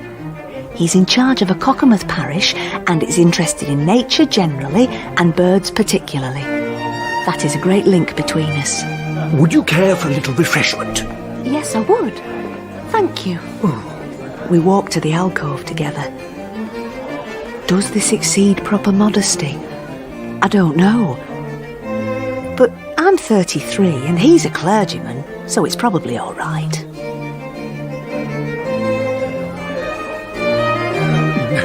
Forgive me, for not introducing myself. I am Gordon Sunwood, of the Sunwoods of Gloucestershire. Deborah Herries, of Herries in Borrowdale. Well, I'm delighted to meet you, Miss Herries? Yes. I am a bachelor, 38 years old. His hand is touching mine. By accident. The reason for my singularity is that I have not until now seen anyone who combines the qualities of a saintly spirit, a beautiful person, and a merry heart. See, the last is most important, for I enjoy a joke, and I find nothing in Holy Scripture to condemn it. Of course, were I ever so fortunate as to meet such a fair divinity, it is unlikely she would be willing to share a modest parsonage and a slender stipend. Though to that, I can add a little fortune left to me by an aunt. And in the case of offspring... He must have been drinking. But he's charming too, and I don't care if he is a clergyman. I like him. May I have the pleasure, Miss Herries? You may, Mr. Sunwood. Thank you. Allow me. I like his round bullet head and apple cheeks. I like his warm voice and twinkling eyes. And we haven't spoken for more than 10 minutes. Deborah Herries, you're having an adventure with a man. What's this, Deb? A clergyman? He is the Reverend Gordon Sunwood. He has a living in Cockermouth. He's been very attentive, David. Oh, so I saw. He was strutting and preening like a cockerel before its mate. And is he already a suitor? Oh, that is unkind. He has merely talked with me a little. Only he is interested in nature and has a remarkable knowledge of birds. Then beware his bird nesting. Oh, dear Deborah, your eyes are shining. You look prettier than I've ever seen you. Because I'm happy, Davy. You've borne the isolation of Herries for so long with never a complaint. You deserve happiness. David, keep me company. Coming, Aunt. Do you mind, Deb? Of course not. Go. Where is my little clergyman? He said he must not monopolise me, and I expect it's wrong for me to look for him. But I don't care. Miss Herries? Mr. Sunwood. Since I left you, I have thought only of the moment when I might return. Shall we walk a little? Will you take my arm? I will. 'Tis extremely crowded. And hot. Too hot, do you not think? Why, yes, a little. Then perhaps some fresh air? We pass behind hanging curtains. He opens a door, and lo, we're in a little yard at the back of the assembly rooms, under a sky sheeted with stars. There's a breeze. I'm afraid you may take cold. Come close. I will warm you. Yes. Thank you. Deborah, may I write to you? Yes. And Deborah, would you lift up your face?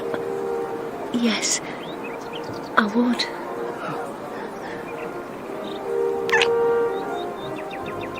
This is the first kiss from a lover I ever received. I like it.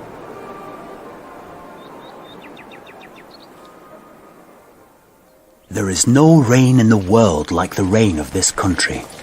When we rode home next morning, the world had disappeared behind it.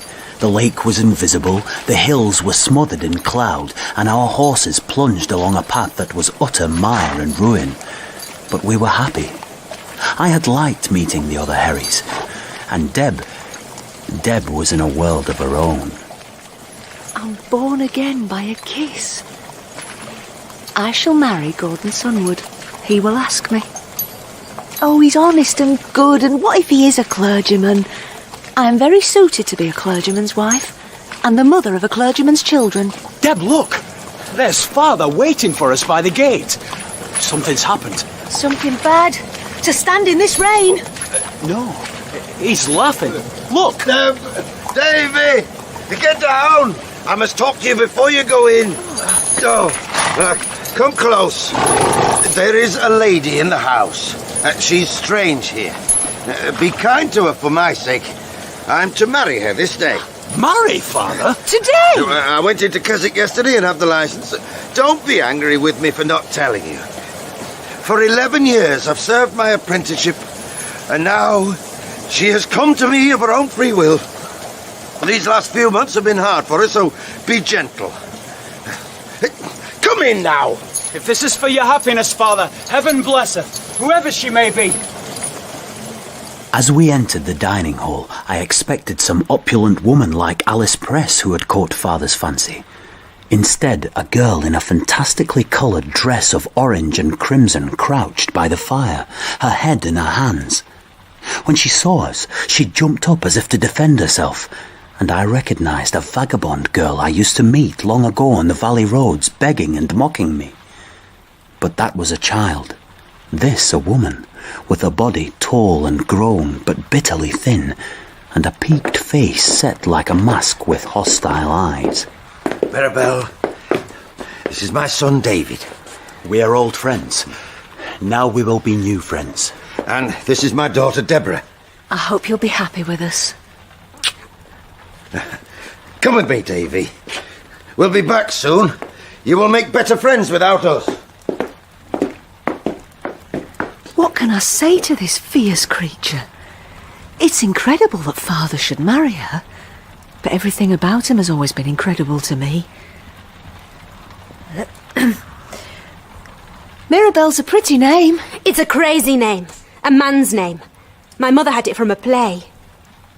You can hate me as much as you like. Why should I hate you? Because I'm in your house. 'Tis not my will to be here. I have no will anymore. But once, many years ago, your father told me to come. And I came yesterday because I was hungry. They put me in Kendal prison for 3 months for a wanton.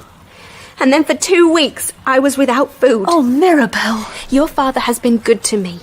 So I will marry him because he wishes it. When he wearies of me, I will go away again. In prison? How cruel. You don't know. I might have robbed or lain with men, asking them in the streets. Well, even if you did, it was still cruel. I did not. But only because I was proud. I'm no longer proud. Anyone can do anything with me. Has Father known you long? Since I was 8 years old. Now I'm 27. Oh, you'll be happy now. We will make you happy. Happy or unhappy is nothing. I can never be happy again. But when you have been hungry long enough, you must have food.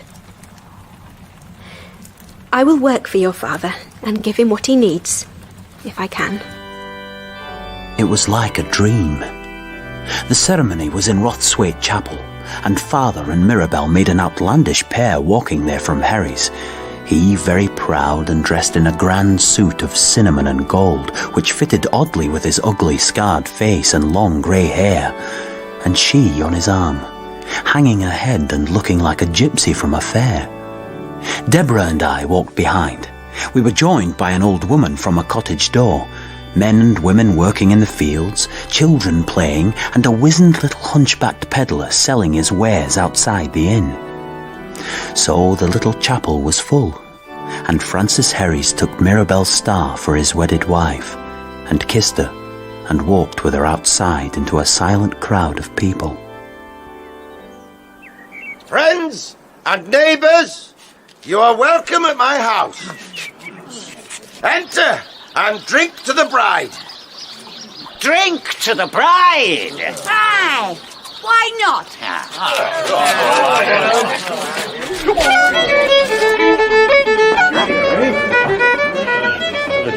bride's gift. What will you have, lady? Cambrics, gold buttons, watch bottles, a gift for the beautiful bride. I wanted to know who the feast was for, Deb. It's for the world. There are so many on the stairs they cannot move up or down. Help yourselves and drink. There's a punch of brandy and arrack to warm your hearts. Pass round the cups and drink.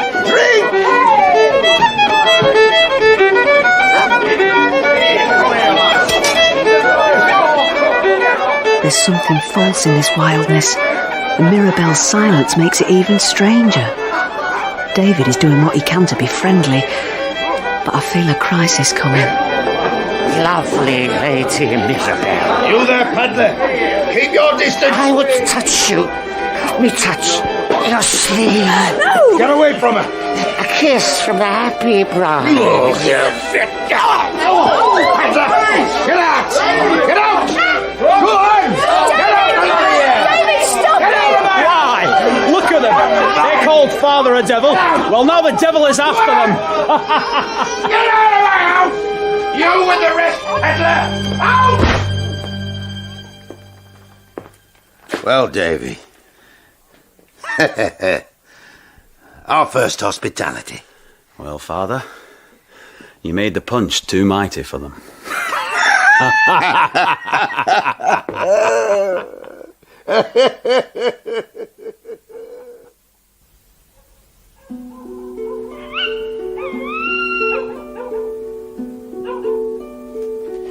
Well, wife, our house, our bedroom, our bed. Mirabelle, speak to me. Say you trust me. Yes, I trust you. I would carry you to the bed and undress you.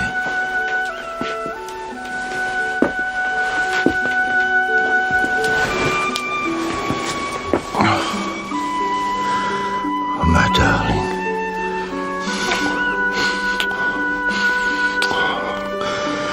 Much of my life has been evil, but I never felt shame, because my eyes were set on a dream. Always I knew that somewhere or in some person my fulfillment lay, and that when I found it, I would find myself. I knew I could be honourable if I could find a place for my honour, so I was always searching. And now I have found it.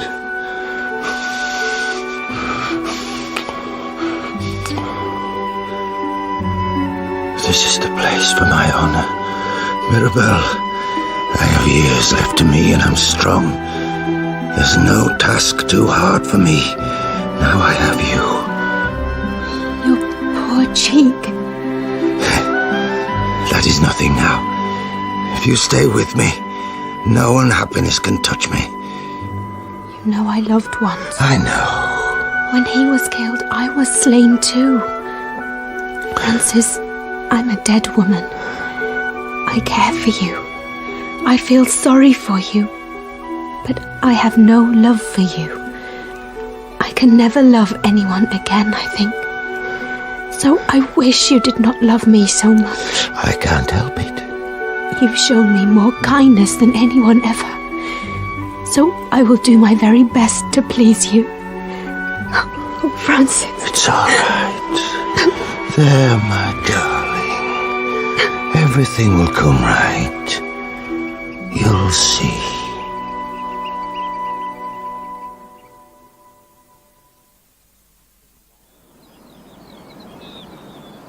After the wild marriage party, the valley determined that rogue Herries had married a witch. But as months passed, the village women began to pity her and tell how she had been in love with the devil who had disguised himself as a beautiful young man, and how, when she saw her sin, she had fled from him and been broken-hearted ever since. But no one knew anything. Mirabelle remained apart, reserved and secret. Yet she was so gentle, so ungrudging in her service, wanting only to give shyly as if she had no right to think her gifts would be received, that Deborah and I became greatly attached to her. Still, we knew nothing.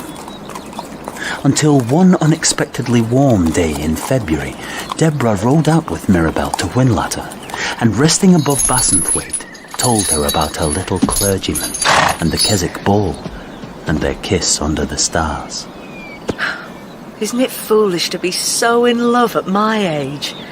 But then he's not a boy either. I fancy we're greatly suited. Deborah, there's no foolishness. To be in love. Tell me some more of him. A letter came yesterday from Cockermouth. Shall I read it you? Oh, yes.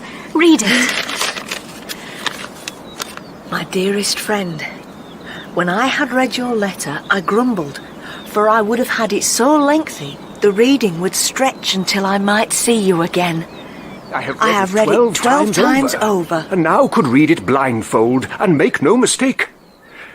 I love you with so great a devotion that you are always in my heart and never away from me. A moment ago I was busy on my sermon, whose text is, "Suffer the little children." When am I next to expect a letter? You know how I love you, my dearest, and that with every hour my love increases. The rest is nothing. This must seem foolish to you. No, Deborah. That is a very kind letter. No one has ever written me a letter. He would have. Oh, Mirabell? What's the matter? You're all so kind to me, and I want to return your goodness, but I'm outside it. I want to come inside your friendliness, but my spirit is dead. Have you had a tragedy? All my life there has been tragedy, though never one that touched me until the last. My father was murdered, and my mother died on the fell in the rain with no one near us. Then I was with my uncle, thieving, hiding, escaping, always moving on. I was ravished when I was 12. I had seen 4 men murdered before I was 16. Oh, Mirabell. But nothing could touch me. I was apart. I wasn't there to be touched. Then your father found me in a cave on Honister. I told him I wanted to be free, by myself. So we went away. But I remembered him.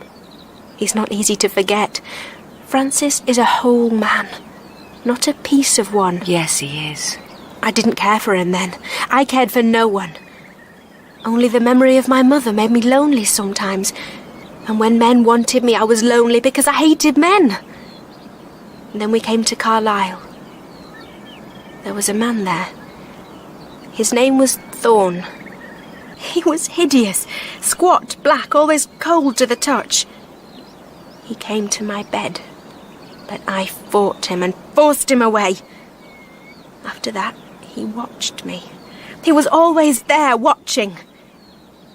Then Harry found me, and we loved at the very first sight. He was beautiful, Deborah. He was brave and noble-hearted and a grand poet. And he was mine, and I was his. Then, Deborah, Thorne stabbed Harry in the back, and he fell dead at my feet. Oh, no. What shall I do? I am not alive. When Harry fell, I fell. How shall I live if he cannot come back to me? Hush. Now, hush now. He tries to come. He beats at the window. When I lie beside your father, I hear him crying. When I move about the dark house, he's a light ahead of me. But I can never come to him, and he can never come to me. And I want him so. Deborah, what shall I do when you are so kind to me, and your father loves me so, and I am only a ghost in the middle of you? Oh, what shall I do? Oh, it will pass. You're not alone anymore. We love you. It will never pass. It is 11 years now, and it was yesterday he died at my feet. Rain is coming. It's cold. Let us go home. How terrible this is. She cannot give father anything. I thought in her strange way she must love him, but she does not, she cannot. How can this end if not in disaster? Oh, poor father. That was the moment Deborah first truly loved our father without any sense of fear or dismay. She was overwhelmed with pity for him, caught after all his rough and lonely life into a great passion for someone who could not return it. She thought of all his goodness and gentleness these last months, and with what quiet courtesy he waited on Mirabell and cared for her. Poor Mirabell. Nothing was in her that father needed, yet she was his only need. Won't you come in, Father? This storm! I love it! Look, Deb! Listen! One more gust, and everything will tumble. Father, I love Mirabell. I'm old for a new husband, aren't I? Bent and twisted. Deb, will you not marry before it's too late? One day, Father, but not now. Not just now.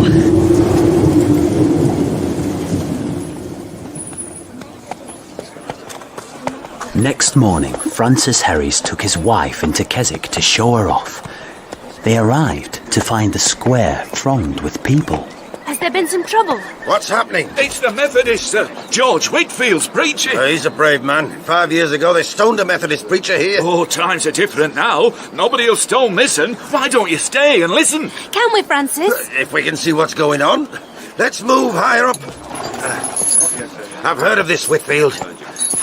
They say he has the power to move multitudes and will face all dangers for his religion. Who are you looking for? Nobody. Nobody. My friends, my brothers. There he is. I am come to preach the gospel to all who wish to hear. In your lives you've heard many times of the righteousness of Jesus Christ. And every time you've been weary or indifferent or busy with affairs. Yet the trumpeters are crossing the hills, moving down the valleys, and after them the cohorts of the saints, and after them, the great Judge himself. Oh, God. Who in this valley will be ready for him and that awful army?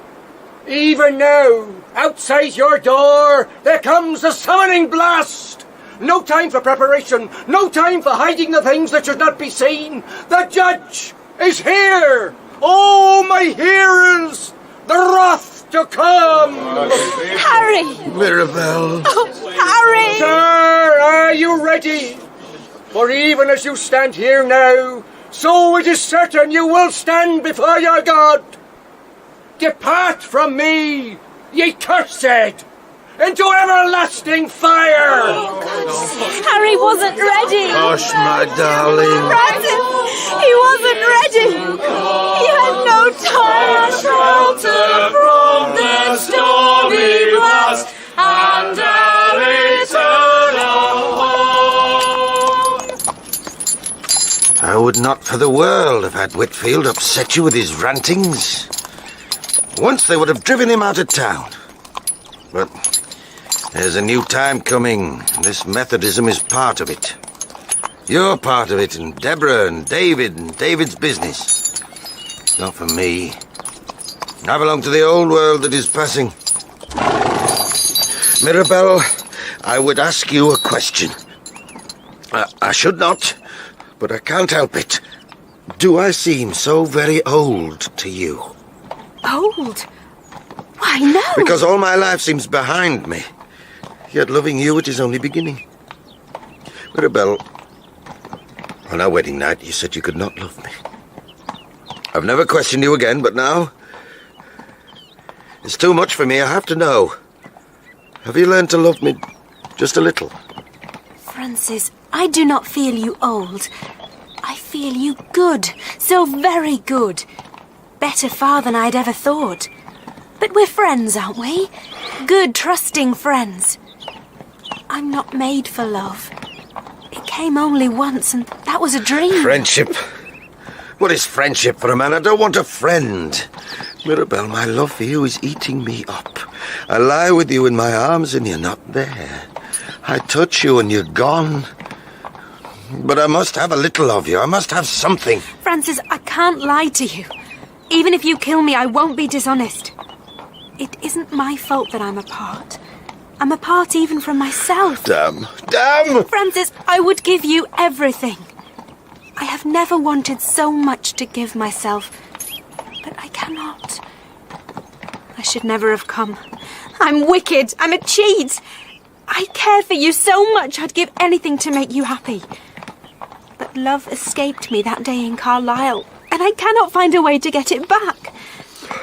I would do everything. Show me how. Teach me. I have my answer. You have a generous heart. I will be patient. Teach me, Francis, and I'll learn. I will learn.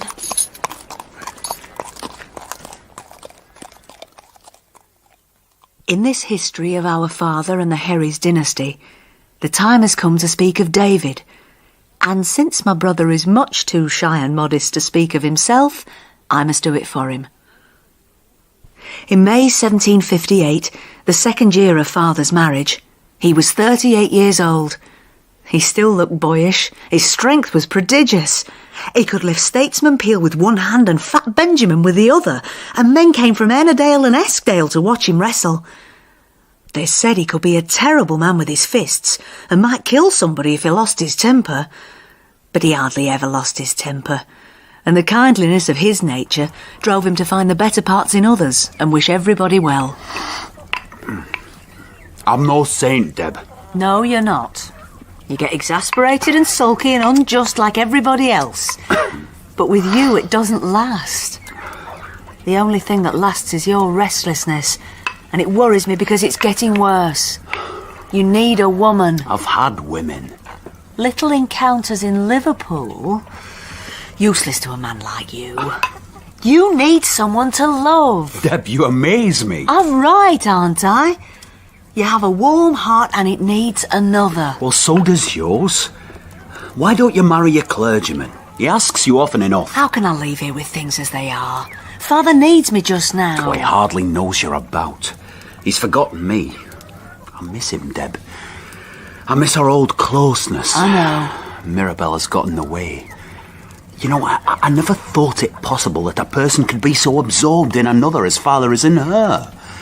I can see the attraction. She's beautiful and gentle and strangely different from other women, but she doesn't love him. He's hungry for what he can't have, and he's forgotten everything else. Everybody else. You're lonely, aren't you? I've never been so lonely. Father's mind is somewhere else. Mirabel's is heaven knows where, and yours is in Cockermouth with the Reverend Sunwood. David, you must marry. Oh, yes, I must. But who? Oh, that's enough of that. I have to get ready. I'm riding over to Wasdale for sheep. A man called Denburn is selling some cheaply. It'll be dark before you're down the pass. Oh, I'll be all right. I'll sleep at Wasdale Inn and I'll see Denburn tomorrow. There are smugglers in Wasdale, and that inn has a bad reputation. Oh, Deb, don't fuss. One look at me and the smugglers will run a mile. Oh, you rely too much on your size. And I've heard of this Denburn. He lives at Scarf Hall. Aye. They say he's a gentleman from London who's fallen on evil days and turned ruffian. He's cunning. Be careful of him. Be careful. Did they also tell you he has a daughter? Wasdale Inn was small and stifling, and stank of smoke and unwashed bodies. All there were rough country folk, except two, who were turning to leave as David came in. One was a man of about 50, tall and thin as a skeleton, with an ugly, sallow face. His companion was a young girl dressed for riding. Instantly, David's eyes were on her sturdy, big-breasted body, her laughing face, her brown hair. She seemed the most natural, open creature he had ever seen. After the bed, are you? Hey? Aye. You'll have to share. Then I'll share. Time to go, Sarah. Who is that? Oh, Jon Denburn. Oh, is it now? Mr. Denburn! I am Mr. Denburn. My name is Herries. I've a piece of business with you. Important business? Oh, it's to both our advantage. May I call on you? I'm home tomorrow evening. Come, Sarah. It's a dark night for riding over the pass, Mr. Herries. Well, I arrived safely. Be grateful for it. Sarah, come away. Good night, Mr. Herries. Will you be at Scarf Hall tomorrow? Yes, I live there. Denburn's a queer beggar. Watch him. He's no farmer, though he talks big. And the girl? Well, girl's well enough. She seemed very well to David. Already he thought her different to every other. Her voice held wisdom, fun and good health. 3 splendid things as he saw the world. He recalled it that night and thought about her looks and felt 20 years old. Scarf Hall was hidden in woods under Green Howe.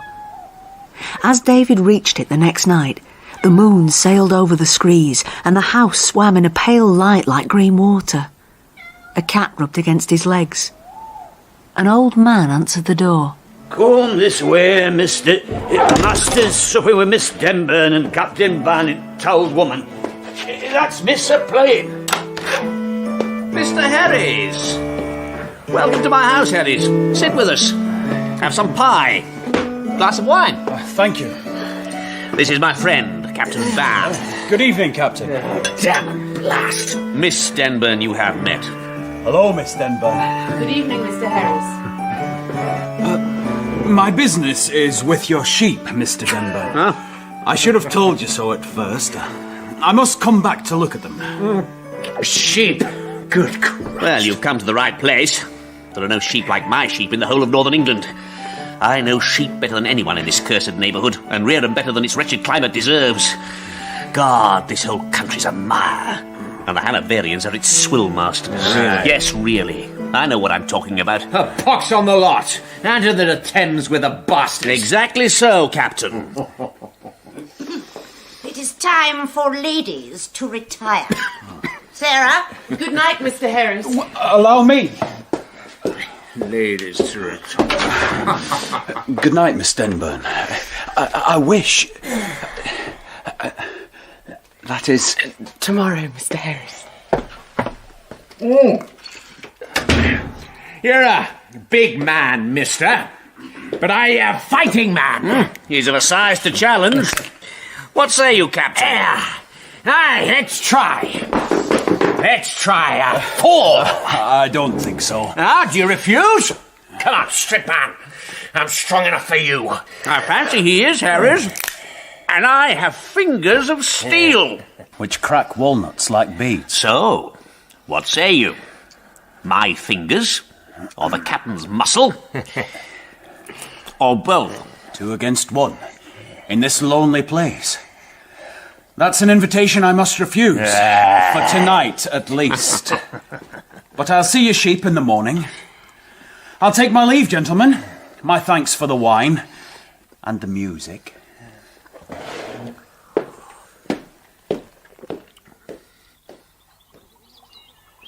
Early next morning, David walked down to the lake. Silver ripples ran to the screes. As he watched, he heard footsteps. It was Miss Denburn. Happy that fate was on his side, he joined her and they walked together.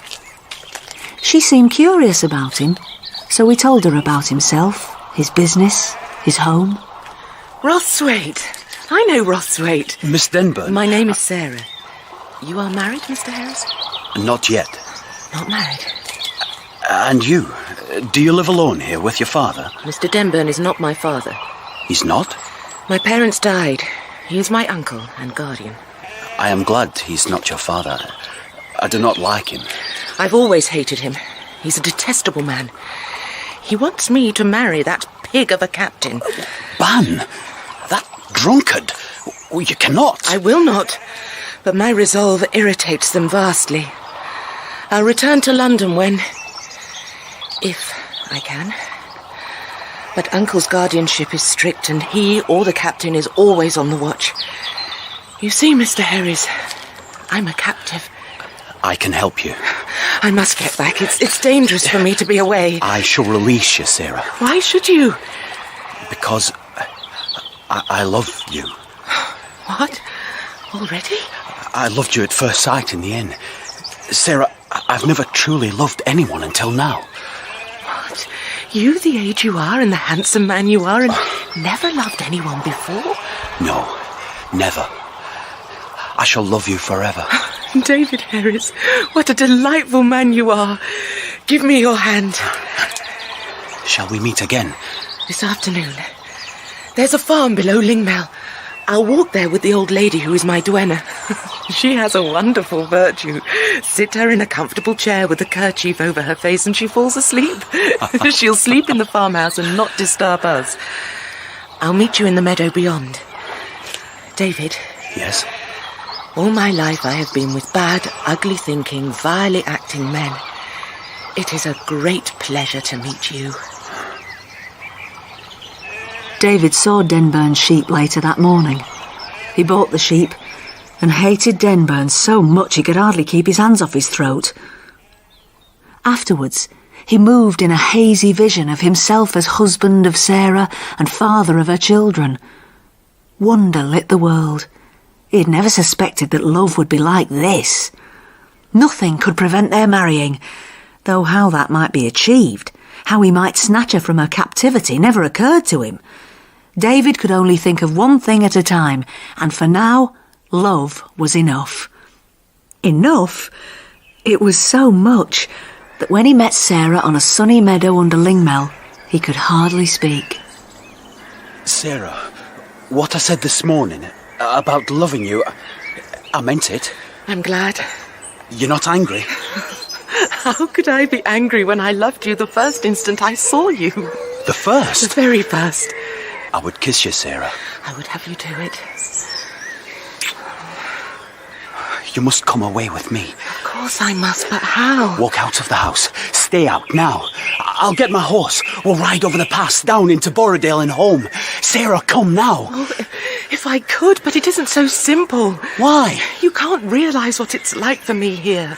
I'm a prisoner, guarded always, watched always. And if I leave while the old lady is in charge of me, heaven knows what Uncle might do to her. I won't leave her to his fury, David. So it must be when she's not on duty. This must be thought about. I must go home and make Herries ready for you. I'll take the sheep in the morning. Come back soon. David, let it be soon. Oh, Sarah. Oh, my love.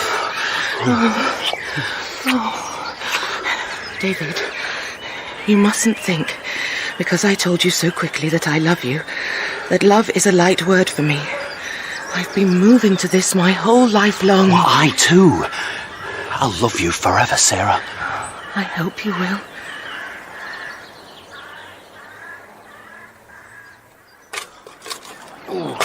Did you not hear me, Father? I heard you. Oh, damn this mud! And these stones and my aching back! Damn you, boy! Blast you, Father, for a stubborn goat who won't answer a simple question. I'm answering you. That is my answer. You can go to hell and find any girl there you fancy and do with her what you please. Oh, God almighty! So it's all right with you? Oh, Father, every woman I see makes me realise how wonderful Sarah is. Oh, beside her, they're all wisps and weaklings. Ah, and Mirabelle? Well, Mirabelle is a wisp, but she's different. Aye, she is. Oh, very different. David, I warn you. You may take this girl, but your heart will still be Herries. Nothing can change that. I know it, Father. And there's a bond between us. Yes, there is. Well, go to hell then. You'll be there first. David returned to Wasdale, and when it was dark, ran through the woods to Scarf Hall. It was raining. The world seemed deserted. But as he approached, light streamed from a window onto a little neglected garden. Creeping close, he saw Captain Ban sitting at the dining parlour table.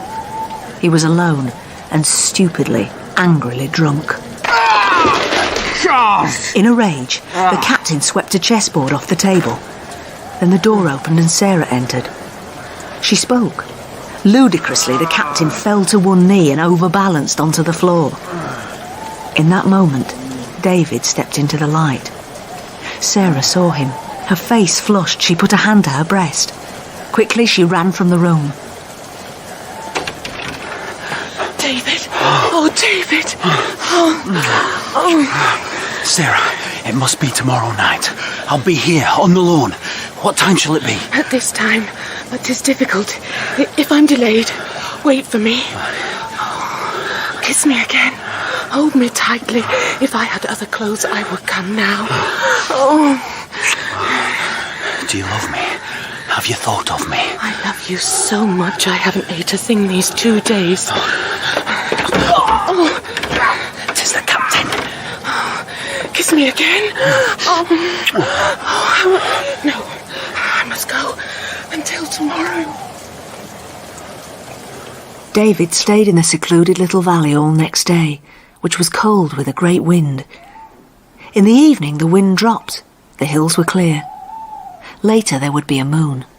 He returned to the garden, and there performed the silliest act of his life. Impatient with waiting, and finding the dining parlour window unlatched, he climbed inside. He crossed the room and crept out into the hall, just as a wavering candle turned the corner. In a moment, he had the old lady in his arms. Shh! Don't speak. Listen.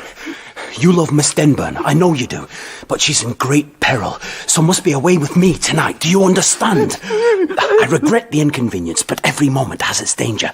Help us and you'll be rewarded magnificently. So, old lady, are you with us? I am. Sarah told me. But is the captain coming? We're all undone. Not if you keep your nerve. Here, have some brandy. Go to Miss Denburn and tell her I'm waiting. Then return to your chamber. I will. Why, Captain Ban? Don't be afraid, sister. Your virtue is safe with me. But drink a glass with me, huh? A nightcap. No, thank you, Captain, but I must see to my charge. Well, tell her to come, then. She won't, though, will she? For all Ned's promises. Oh, so where's the future? And it rains all the time, and... Oh, Christ! Let's have some light. Oh! Herries! What are you... That for you, Captain. That will keep you quiet for a while. David, we must be quick, my uncle. Fetch the curtain bands. Yes. We'll tie his arms and legs. And my kerchief in his mouth. If we push him through the window, we can hide him in the garden house. Nobody will look there. What's a notion? That will give us time to get away. I like your courage. Tell me later. Hurry now.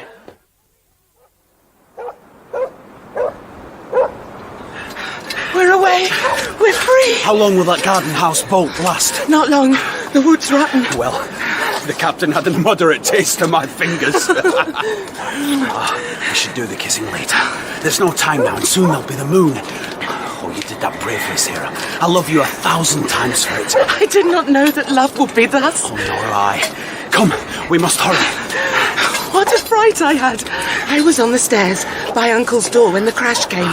He ran out and asked me if I'd heard anything. Only an owl, I said. Go back, and he did. And I came down and found you fighting. Oh, I could fight now. This would be a good place for swordsmanship if your uncle had the stomach for it. Look, down the valley. Clouds of steam as though a great kettle were boiling. The pass is confusing in mist. See how fast it's rolling up behind us. It's above us already, blowing along the fell tops. Oh, how cold it grows and damp. I know this mist. It thickens and swirls like a live thing, then opens for no reason. It's opening now. David, they're behind us. Look how close they are. Uncle and Captain, they won't use a pistol with you here. I'd enjoy a cut at them. David, you mustn't fight, Uncle. He's evil. He has a power stronger than your goodness. Let us run. I'll settle with him, don't worry. Sarah, stop. They're sprinkling tarn. Oh, black it looks. This is where I'll meet.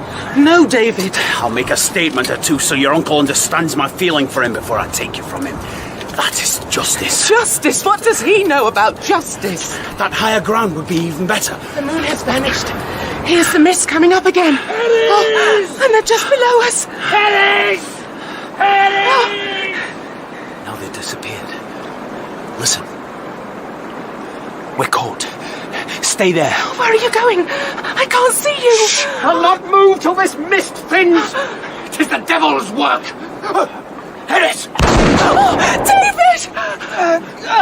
Miss me, Captain! Now show me how you fight! Where are you? Blast you, Herries! I'll teach you to trust me up in a shed! Sarah, are you all right? Yes! Where's Denburn? I don't know! Smash you puppy! David! Is he dead? No, I ran through his arm only, but he'll be no more trouble. David, look up. Uncle is just above us, and the moon is coming again. He has only his sword. Uncle, go home! 'Tis cold and you should be abed. You're too old for the fells at nightfall. But not too old for you, Herries. You've killed my friend and ravished my house where you were hospitably entertained. Now you shall repent it. The captain is alive. Best take him back before he catches an ague. And for your hospitality, I ask you now, have I leave to wed your niece, who I love and will cherish always? Give us your blessing and I'll carry the captain myself. God almighty, you have a nerve. And shall repent. David, be careful! And I'll beat you home for a bragging bully! No long-legged country bastard can frighten me. Leave the girl and run, or I'll slit your ears. David! David! Oh, yes! Yes, that's the way! Drive him into the tarn, David! You have him! Now, Uncle, you have no sword. What will you do? What shall I do? Shall I run you through in cold blood? Nay, I'll wrestle you for it. I'll kill you with my hands. Don't, David! His fingers! You'll regret it, you country bastard! His fingers, David! You should have listened to her! Oh, Christ! David! Oh, you're free! Yes! Yes, lift him! Lift him up!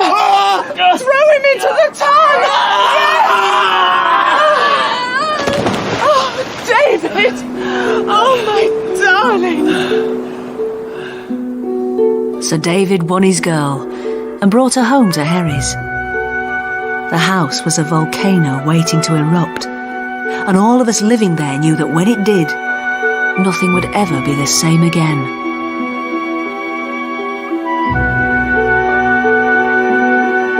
In Part 3 of Rogue Herries by Hugh Walpole, dramatised by Eric Pringle, Gavin Muir was Francis, Mark Bonnar David, Jane Whittenshaw Deborah, Stephen Thorne Uncle Pomfret, and Deborah Berlin Mirabelle. Christopher Scott was the Reverend Sunwood and Captain Ban, Keith Drinkle Mr. Denburn, Becky Hindley Sarah Denburn, and Hugh Dixon Whitfield. Other parts were played by Carolyn Jones, Ioan Meredith, Chris Pavlo, and Alison Pettit. Rogue Herries is directed by David Blunt.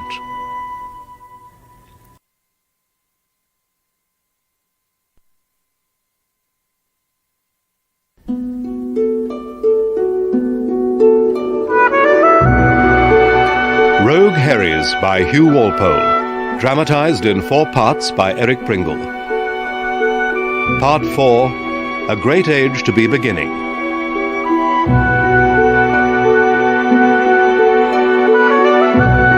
The crisis came on the 3rd of November 1760, 18 months after David had married Sarah Denburn and brought her to live at Herries. Sarah cleans the floors. Why? Because if I see dirt, I must remove it. Why must she? Why? Talk to me, Mirabelle. It is my duty. I must do it. But you don't do it. You have no talent for managing a house. David, don't. How could she? She's a gypsy. She does well enough, but how can she hope to be like Sarah? It is the only thing I can do. The only service I can give. And now it is taken from me. And Sarah mocks me, laughs at me for a gypsy. How can you say such a thing? Father, say something.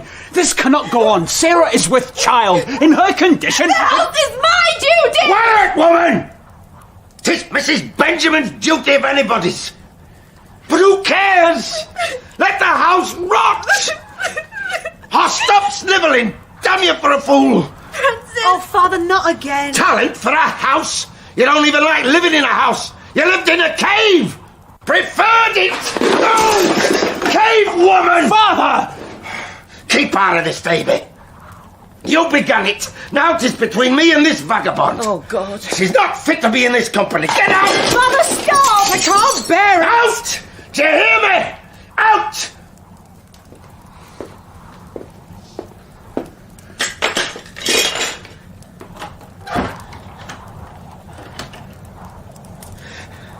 Now are you satisfied?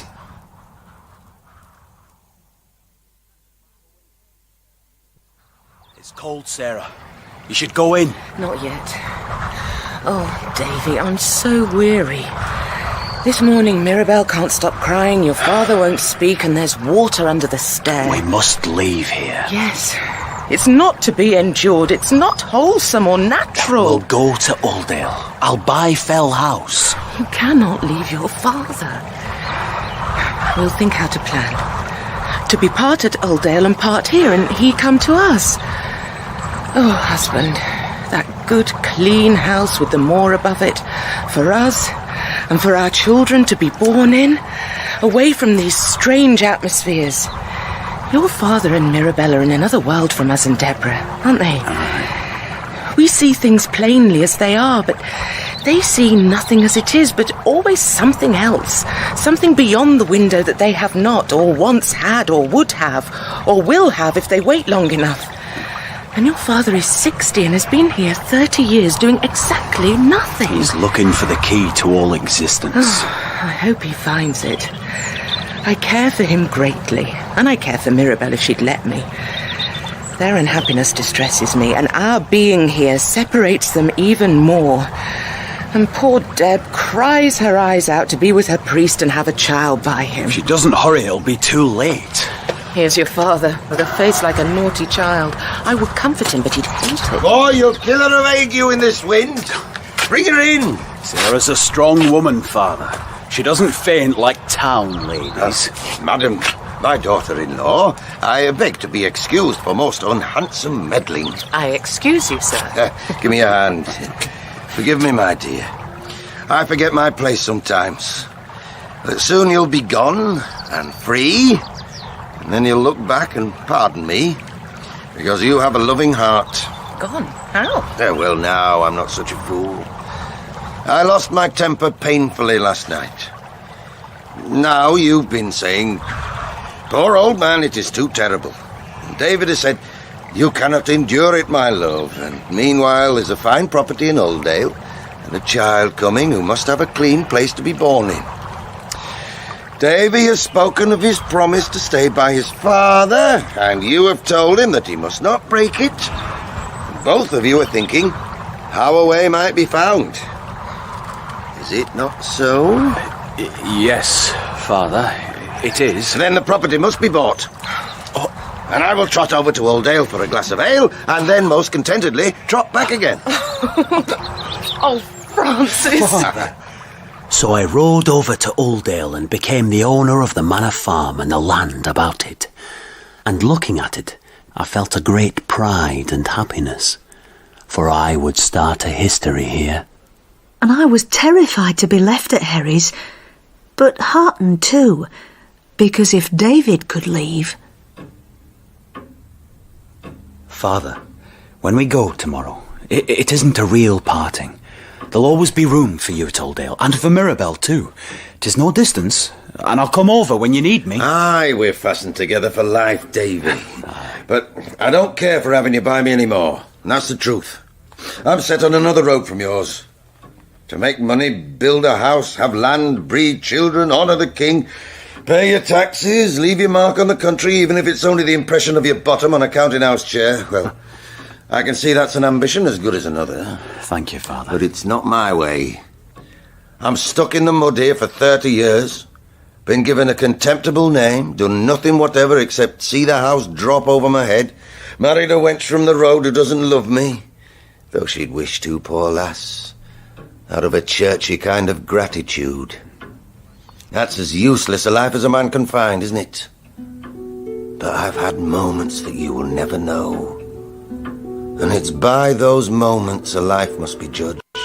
I love this woman I have here as you and Sarah will never love.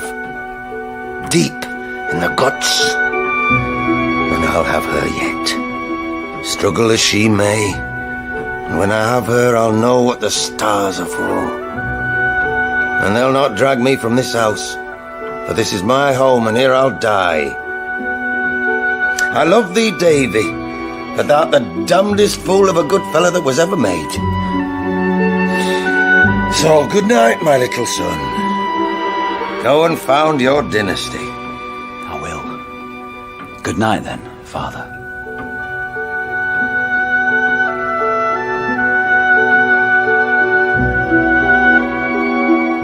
When Sarah and I left for Oldale, Deborah was 37, still unmarried and in the eyes of the world an old maid and as good as buried. But a little clergyman loved on with a devoted patience that would wait forever if need be. He told her so in letters, filled with love and snatches of news. Thou knowest how dearly I love thee, little love, and wait only for thy signal for all to be in readiness here. I wait on your circumstances, which are, I know, uneasy. Little love, and I the size of Glaramara. Mr. Sunwood may be able to wait forever, but I am not. It is 4 years since the ball, and still nothing done. So, dear Father, I've gone to Cockermouth to be wed to a clergyman, Mr. Gordon Sunwood. I've known him these 4 years, but did not tell you, not to weary you with it. He is a good man, I'm sure.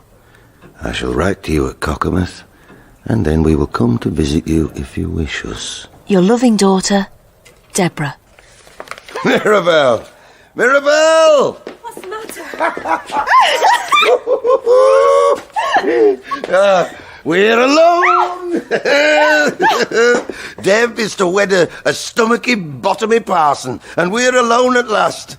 There's no one to care for you but I, and no one to watch when we kiss or when we quarrel. Has Deborah gone then? Aye, gone to wed a parson. If there is no one else, I can serve you now. Nay, I'll be server, and you shall be queen. What are you doing? A queen must have adornment. Sit down. Look. Treasure. Francis, jewels. Aye, jewels. Here is a necklace with pearls and vermilions, a gold watch, more rings and a cross. Oh, these for me. Oh, they belong to my mother. I've waited for the right time to give them to you. You shall wear every one and glitter in the firelight. Then I will give you your writing lesson, and after we will go to bed.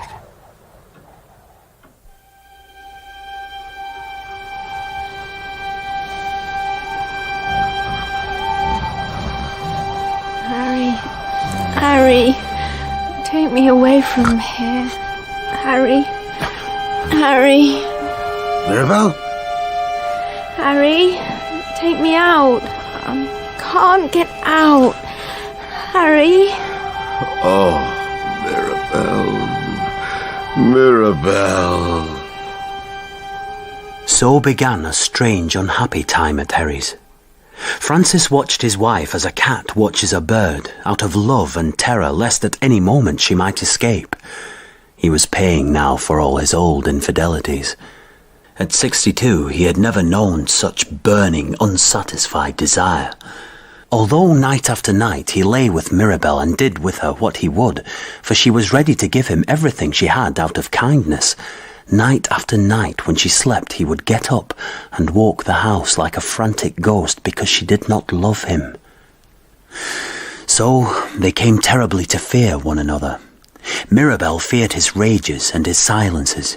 When he was away she longed for him to return so that she might be kind to him. But when he was there she longed for him to be away again because she couldn't give him the love he desired. Like a child, though she was 33, she was hoping that suddenly one morning she would find that she loved him. She was so fond of him that she couldn't understand why that fondness was not love. But it was not. And that made another fear, that one night she would find that she could not surrender her body to him anymore. That night would be terrible when it came. She began to feel imprisoned. The house watched her. She was tied to it, caged. And so, that winter of 1762, things went from bad to worse. 'Tis time for your lesson. Oh, not tonight, Francis. In 2 years you have learned neither to read nor write. You have great stubbornness. I like it best when we sit by the fire and you tell me stories. And there's a lovely peace between us. Francis, take me as I am. I cannot change with your wishing it, nor you with mine. We must make what we can with what we've got. I'll go and do some sweeping. Master, it's folk outside come here to sing carols. 'Tis an omen. Fetch them up, Benjamin, then bring sweetmeats. Great and small, the which do hear my voice. Oh, I do love this. That sweet tune, and their faces in the firelight. And yours. Rejoice, like sister and brother, let's love one another. I do like you best when you're like this. Grave, kind, and generous-hearted. Tis my best side. And so let my carol end. Beautiful. You, little boy, what's your name? Richard Watson, missus. Oh, well, come and sit on my knee, boy. Benjamin, help them to cake. We'll celebrate Christmas tonight. Come on, lad. Hey, see, Mirabel, how this child does not shrink from me. Is the legend finished? Am I no longer an ogre? This is an omen. Now everything will be right between us. Like sister and brother, let's love one another. Oh, no. Not like sister and brother. That was one of the finest things ever. Come close to me. Your hands are hot. Don't turn me away, not tonight. My hands are old and dry, but there's no age in my heart. You know, when I first came here, I was young and I thought I could do what I liked with everyone and everything. But time has taught me. I haven't done what I liked with anything. That can't be true. 'Tis true, even the soil. I haven't had one fine potato out of it, and every tree's gone crookedly against me. But I toiled on, because I knew that somewhere there was an answer to my question if I refused to be beat. What question? That's the odd thing. I don't know. I don't know the question or the answer, though I puzzle my head till it splits like a fig. But there's a sly voice behind it all, and there've been times when I've almost heard it. I've stood on Honister, and he's been almost in my hand. I like it when you tell me stories. I'm saying that until I found you, there was no answer. But now, if you loved me, there'd be an answer to every question. Oh. I'm not an old man. I'm young and strong and your lover. Can you love me a little, Mirabel? Francis, please. I've been patient all this time. Is it coming to you at last? I'm so hungry for it. I think I must not be without it much longer. You're hurting my shoulders. Mirabel, love me. I love you. Give me something in return. I want you so. We're happy like this. Let us stay tranquilly. Tranquil? I've never been tranquil. We'll read again. I'll be cleverer this time. I understand this. I can endure no more. You must love me. You can if you will. Do you think I would not if I could? I want to. I would give you anything. But that is something you cannot give unless it happens so. You have love in you. You gave it to that other man. Haven't I done more for you? Francis! Love me and I'll never ask you a favour. Love me and I'll sleep in another bed. Love me and I'll work for you like a dog. Please, please! Well, we'll leave this place. We'll go where you want and I'll never even kiss your hand. I won't touch you, Mirabel. If you can love me a little. My heart is starved. I have no more power to resist. Oh, don't kneel. Don't kneel. Say you love me, even though you do not. Francis, let me go. Come here, Mirabel. Come and love me. I cannot. You will not. Why do you tremble? Do I disgust you so much? Very well. If you won't love me, I'll beat you into it. No, Francis, don't. Have I waited so long for nothing? Do you think I have no strength? I have strength. I'll show you strength. No! If you won't come to me, I'll make you. No! I can conquer your stubbornness, you see? You see? You're inside me, Mirabel, at my heart. I carry you with me. You'll never escape. Don't touch me! Never again! Never! Never anymore! Come back! Come back! Mirabel! Come out! You'll kill me! Yes, I'll end it for us both. Come out and I'll finish it.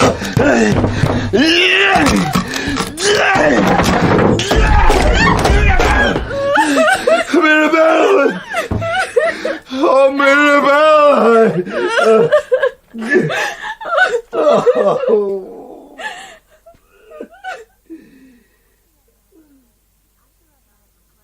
After I married my clergyman, Father did not come near us, until one afternoon at the end of April, he arrived unexpectedly with Mirabell. We were hardly fit for visitors. Mr. Sunwood cleaning the pigsty, and I thick in dough. Father! Mirabell! What a surprise! It was a strange visit. Come inside. There seemed no reason for it. But it was clear that something was terribly wrong between them. This is the parlour.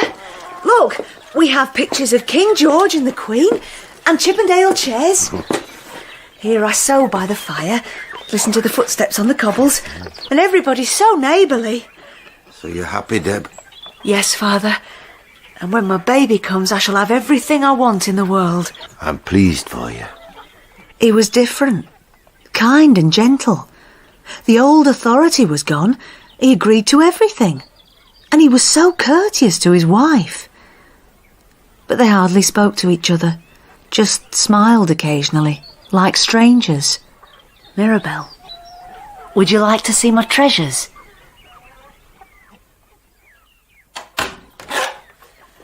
Here is our bedroom. We have a turkey carpet and an antique pier glass. 'Tis a good house, Deborah. Loving and safe. Though comfort is not for me. Mirabell, what's wrong? Why are you unhappy? We're both unhappy. Because I cannot give him what he wants.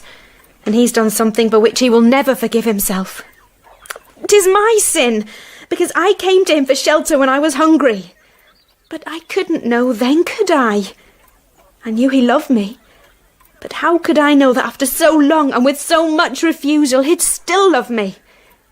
His love is terrible, like a pain in his heart. And mine. Oh, my dear. If I cared nothing for him, it would be easy. I would leave him. But how can I not care for him when for so long he's been good to me and asked nothing in return? Well, now he does ask for something. He can't help himself. And I feel so caged in that house. If we could talk about it. But he won't, not since... Last Christmas, there was a terrible scene. He beat down the door of my room. I thought he would kill me, but the fit passed. Ever since he's had a great shame. But why should he? What is beating a door down? He's done many worse things, and I have had things done to me you would not believe. It's because he loves you. And I care for him. And yet now I can't bear him to touch me. I want no man ever to touch me again. It can't go on like this. It must have a turn. It would be better for him if I wasn't there. Perhaps I'm not there. No woman at all. Perhaps the real woman is somewhere else and loves him. Deborah, I feel as if I have no soul and must go out and find one.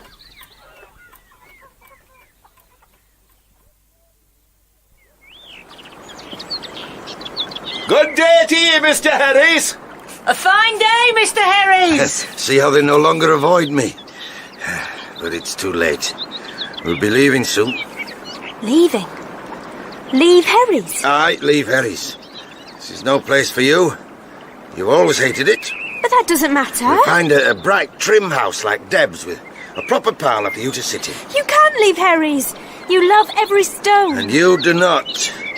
So I can do you that service. Oh, no, Francis. No. Tell me you're pleased, because when we leave I shall have given up everything for you. And you think that will make me love you? Don't you realise yet that I have no power over this? And no giving up of anything can alter it. I don't love you. I'll never love you. Nothing can change that. This can change it. We'll go wherever you wish. It is Herries and its discomfort that have chilled your heart. I was a fool not to see it before, but now I know my way. Oh, Francis.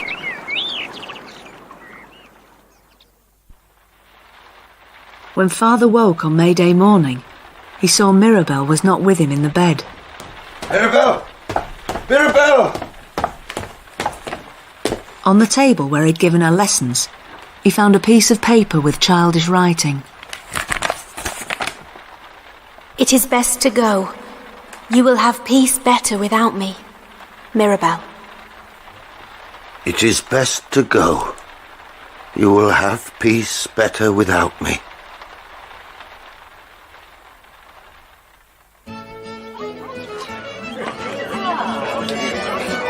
That day, May the 1st, 1763, was the happiest of my life. It was my May Day feast at Fell House, and I was so proud.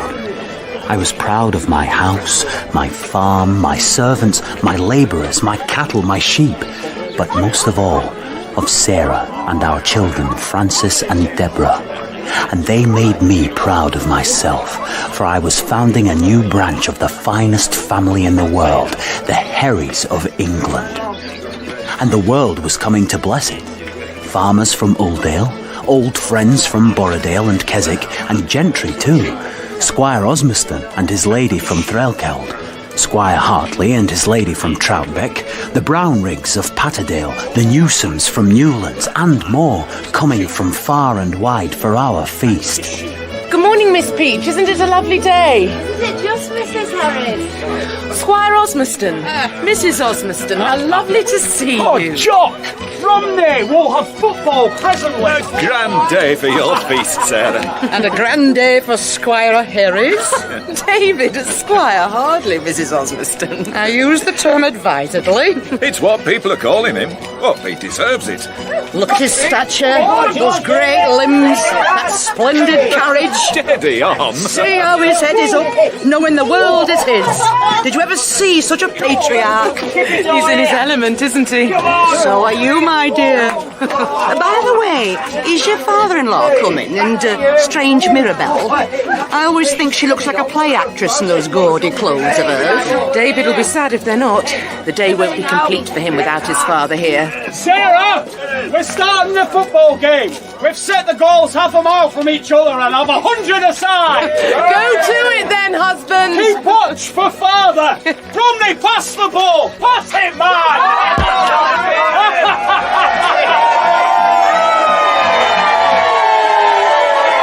Here's his father coming. He looks so old. Something has happened. Father! What's the matter? Has she been here, Davy? Who? My wife. Mirabelle? No, is she not with you? She left me early this morning. Left you? Why? I told her we would leave Herries because I fancied she'd be happier, so she thought it would kill me. So for my comfort, she went away. I have to find her and make her understand. I'll come with you. No, David, you're a good son, but this is my affair. I shall find her. Nothing in heaven or hell will prevent me.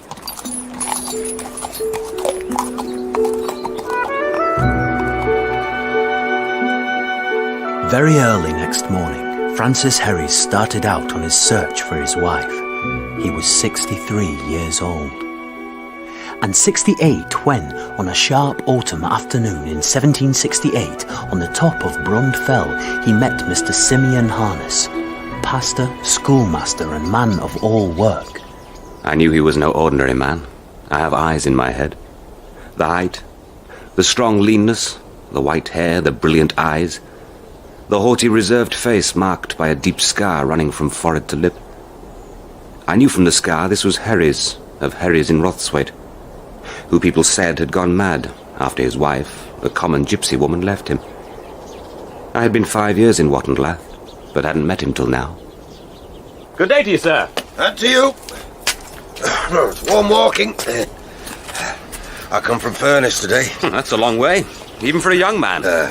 I'm returning to my home in Rothwaite. Are you going that way? I've been all day alone and should be glad of some company. I'll walk along with you, sir. There was a time I preferred my own company. But now I know myself too well. I've been for a long time in search of my wife, who left me in a misunderstanding 5 years ago. I heard something of it, Mr. Herries. No doubt. I speak of it to everyone I meet, in case they have news of her.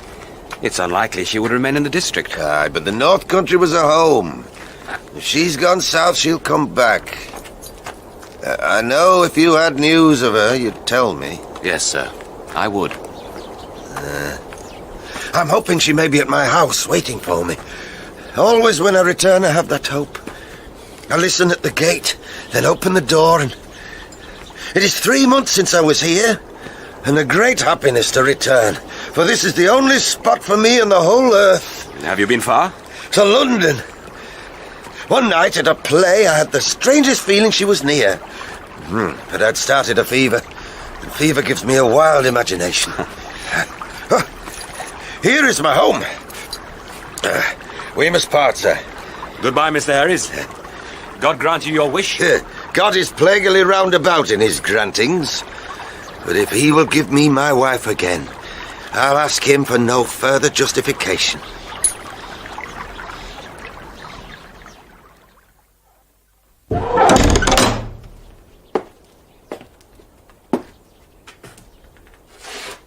Mirabell! Mirabell! No. Benjamin! Master! You're back! Aye. Yes, old Noddle, and you're still here. Satan be thanked with that round face always behind the candles. Oh, I'm the same, Master. Come on through and I'll take up your boot. Sit yourself down, Master. It's good to see you. There we are. She's not here then? No, Master. Well, has anyone been here? Oh, Master David, Miss Deborah, Statesman Peel. I'm so hungry I could eat your chops, you monstrous swine. Is Mrs. Benjamin a pie? My wife is gone, Master. What a whoring. No, poor woman. She's dead. Dead? When? On Midsummer Night. She had a pain in her belly. I cursed her and told her I'd take a whip to her for moaning about her belly, as though she had a child in there and was 8 months gone. But it was real enough. She wasted to the thinness of a hickory stick. Midsummer night, she's mortal cold and would lie in my arms. And so she passed, with the moon coming in at the window. Why, poor old Benjamin. Come here, old friend. So we're alone, both of us. Well, we're none the worse for that. I'll light a fire and have a grand meal for you. Will you need a woman to help you? Nay, we shall do without women. I'm wise now and would rather have my sleep than a woman. That's what life teaches you. It hasn't taught me yet. Lord, what a struggle it is, though. And after it, what's left to me? An old fat man with the appetite and fidelity of a dog. And my son. So David has been here? Oh, many times. Once he brought his babies. How do they grow? Oh, grand, fat and greedy. And how is he? Oh, he's always friendly. There's no more content man in the county. And they say he has a fine house. He's breeding a great family that will last till Judgment Day, I should think. Well, Master, you'll see how merry the two of us will be here. I can cook to your fancy. The trees are growing. How grand everything will be. So it will, my old friend. Aye. Oh, but if she was sitting opposite me now, I wouldn't pester her for love. If she'd come back, I'd never speak of love again. Me as a lover with white hair. But this love has nothing to do with age. She's my wife, my child, my mistress, my friend. 5 minutes and I'd persuade her to stay. For there's nothing to frighten her now. Oh! Master, Benjamin, help me up. Why, Master, your leg? Oh, this leg failed me a week ago, and now again. Oh, there. There it eases. Oh, that's better. Oh, a leg won't beat me. But see me to my bed, old friend, then stay with me and talk your nonsense. I'll not have ghosts in my room tonight.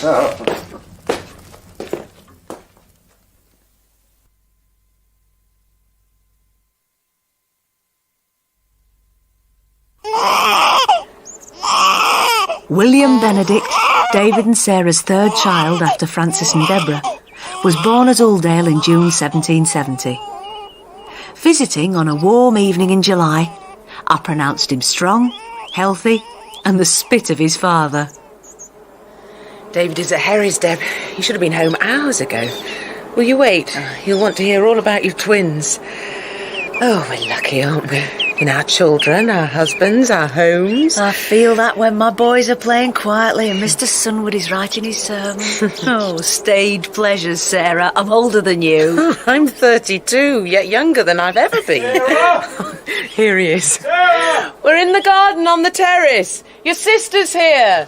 Oh, little Deb. Look at him, 10 times larger than life. I believe he was 50. Have you been admiring my new son? I have. He's a fine lad. He's a Herries. And was my wife frightened for me because I was late? I'm never frightened. Well, you should have been. I have ague and a fever and toothache because Father's house is made of paper and will blow away in the wind. There he sits with old Benjamin listening to every mouse in the passages. How is he, Davy? Oh, well enough. He's just returned from another of his journeys. He's crazed and yet not crazed. As content as ever he was in his life, though he'll never rest until he finds her. How is it he's your father and you so different? I'm not so different. We have a great bond of common feeling, Father and I. And I've a notion that if Mirabell were to return and give him satisfaction by loving him, he would become very like myself.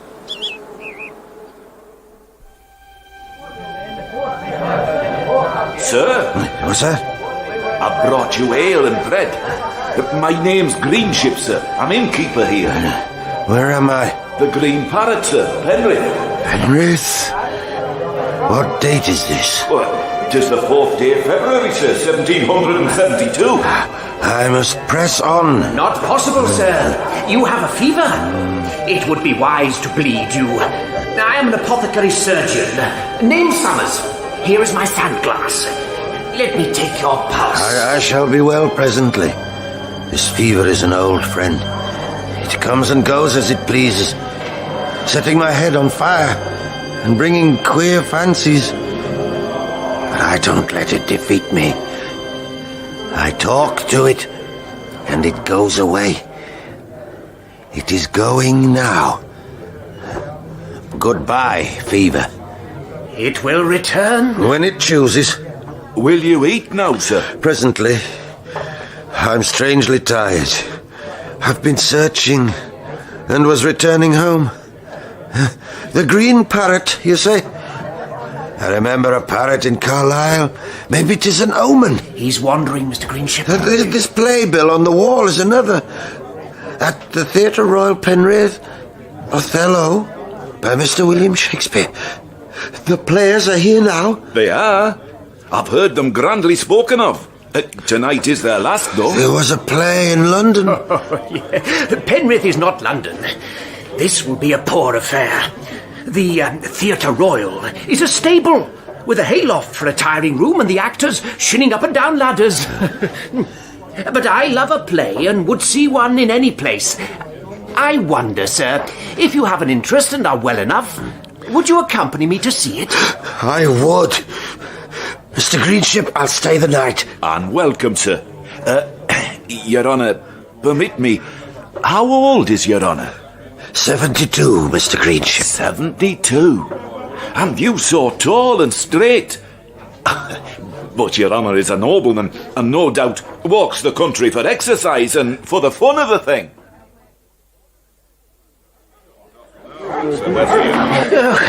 We shall be assailed by odours. Cows, the horses, dung, and I know not what. And these actors will be horses and cows. An agricultural performance. Oh, are you well, sir? You seem in a strange excitement. Is it the fever? The omens are upon me, Mr. Summers. Wait, hold on. Pray silence for our play. We present Othello the Moor of Venice, the Moor being performed by Mr. Adam Betty. This should be interesting.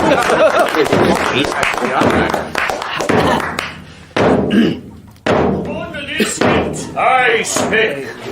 She loved me for the dangers I had passed, and I loved her that she did pity them. This is the only witchcraft I have used. Here comes the lady. Let her witness. My noble father, I do perceive here a divided duty. Mirabelle. To you I am bound for life and education. So changed. My life and education both do learn me how to respect. Desdemona is Mirabelle. Mirabelle is Desdemona. Sir, are you well or no? There is a tear on your cheek. Mr. Herries. Mr. Herries, where are you going? Oh, I fear you're ill again, sir. No. You must not go up there. That is the actor's tiring room. Mr. Herries. I will impossibly drown myself. If thou dost, I shall never love thee after. Why, thou silly gentleman? Francis! Francis! Oh, don't cry. How happy I am to see you. Oh, my dear. Where is Othello? Gone for wine. He needs it to get him through. You must come with me as soon as this is over. We'll stay tonight in Penrith and tomorrow go home. Oh, if I could. I've searched for you ever since you went away. I was in London looking for you. How happy it makes me to see you. Oh. I have wondered so many times whether you thought of me, what you were doing. You've been ill. Your hair is white. We're both old now. I'll fetch you as soon as this piece is played. Oh, my dear. You've wanted me then. You've missed me. But listen, Francis. Adam has treated me with great kindness. 5 years back, I was very sick, dying, I think, and he cared for me. I'm a very shabby actress, but he's good and generous-hearted. He might have had a position in London if he'd left me, but he would not. I never loved him. But if I leave him, he will lose everything, because he has no one else. Mirabelle. Star! I'm on stage again soon. Oh, there's too little time. Anyway, we can't talk here. We can meet afterwards. You promise? I promise. At 10 o'clock, I can be free. Just beyond the castle on the Keswick Road, there's a gate to a deserted cottage. Wait there.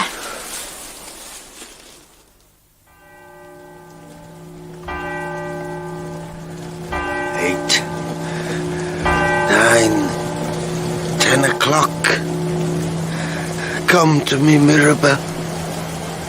My head is on fire. Where are you?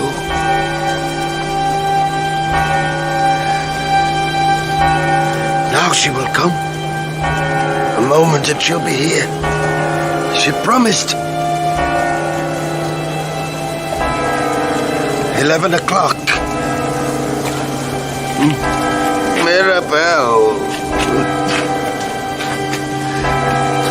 Mirabelle. Mirabelle!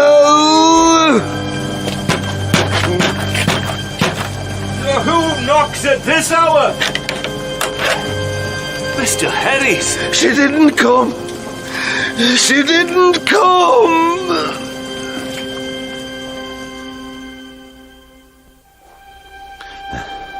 Benjamin. Benjamin. Hey, Master, I'm here. He is a very old man to live with such an illness. I will bleed him again. Benjamin. Come now, there's no fear to trouble you. Lie still and sleep. Benjamin. Benjamin.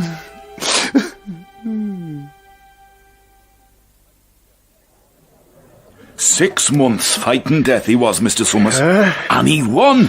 I'm prouder of him than anyone ever. 'Twas I cured him, Mr. Greenship. With bleeding. Where is he, Benjamin? Who knows, Master David? And now he's back home. He rides out every day on old Paladin and rides back in the evening and never tells me where. But no more journeys. No more journeys. Not much talk, neither. He's very silent these days. He'll look neither back nor forward, but only at the present. You know what he said to me yesterday? We're both dead, old friend, and no one knows it. He's a wise man, the Master.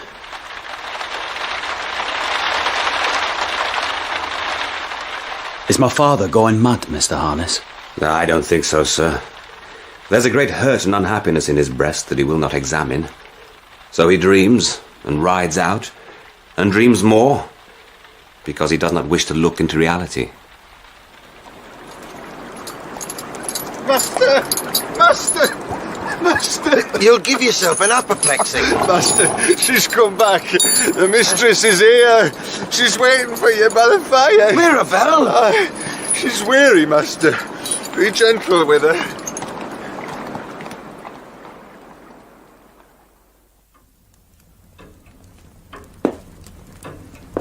May I touch you? Of course. Oh, forgive me, but I've been dreaming much of late. I suppose this also was a dream. I've come to explain why I broke my promise. I can go again afterwards if... Adam overheard us. When you'd gone, he was crazy with anger and fear, as if he knew you were the only friend I had in the world. He said if I went to you, he'd kill himself. I believed he would do it. So I sent a messenger with a letter. But he never found you, or said he did not. We left Penrith that night. You're so tired. A month ago in Salisbury, Adam left me for a young woman who had joined our company. I'd been ill again. He left me without money. So I came back, so slowly. Let me stay with you tonight. Then, if you wish it, tomorrow. You're ill. Come to bed. I will care for you. Oh, yes.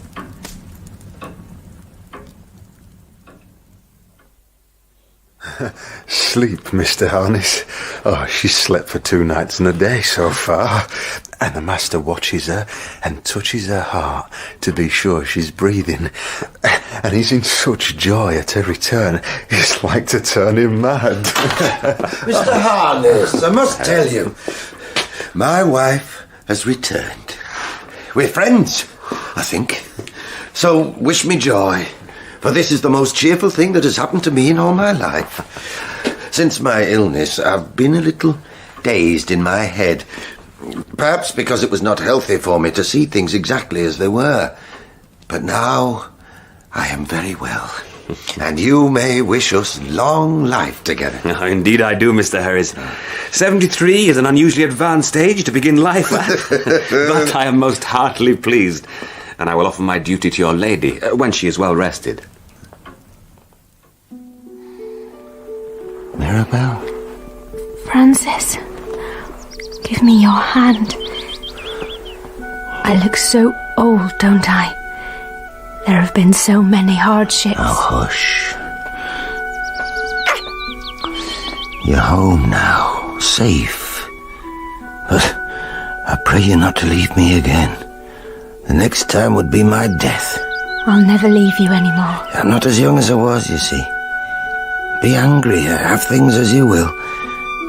I shall not pester you now to love me. Only you must not go away. I promise. And you will not leave Herries? No. I'll never leave Herries now. It was natural that in the first weeks there should be some awkwardness between them, for each had been altered by trial. The shock of Mirabelle's going, and then his long illness, had softened father, and her absence had been so terrible to him that now he had her again, he was contented in her mere presence, not wishing her to be this or that, but only near him. It was as if he'd found an answer to the question he'd been asking all his life. He had found justification. And Mirabelle was no longer a child. She was 44 years old. But more than that, her troubles had given her acceptance. Yet the old spirit still shone in them, and presently happiness began to seep into the house. There is no source of happiness quite so sure and true as the real love of one human being for another. As Mr. Sunwood remarked the other day, and it made me cry. And now it flooded Herries, and the muddled old house soaked it in. This new happiness burnt all the old things as a fire burns straw, and they went forward into a new world and lived one grand day after another. And father became young again. This was his Indian summer. But nothing stands still. And what happened now was a consequence of all that had gone before. Why has he not returned, Benjamin? I can't tell, mistress. He'd business in Keswick is all I know. You're getting terribly anxious about the master these days. I know. Because he's not young, is he, to be out in storms? And your stories of his fever... Oh, he's strong now. You've done that. Aye. When he puts his arms round me, his body's like iron. But now when he goes away, I'm frightened he won't come back. Why is that? Gently, mistress. Well, what if he doesn't come back? What if... Francis? Francis! Francis! Oh, steady. I'm wet. I'll soak you. I don't care. You're trembling. What's the matter? I thought you wouldn't come. You were so long. Oh, no, not long. Keswick was empty. There was only me, an old man on a creaky horse in a windy town. I'm always afraid when you go out. Well, then you care for me to return? Care? I love you, Francis. I didn't know until now. I hadn't thought. I love you so dearly. I live only when you're near me. Mirabelle. I've been looking at the jewels you used to put on me. How could I be so ungrateful? But we cannot force love, and I was busy with selfish grief for Harry. Then, when I was away from you, I learned that in the whole world there's no one like you. It's a pity I learnt it when I'm old. We're both old, and I learnt some things too. Hush. There's nothing to say. I love you.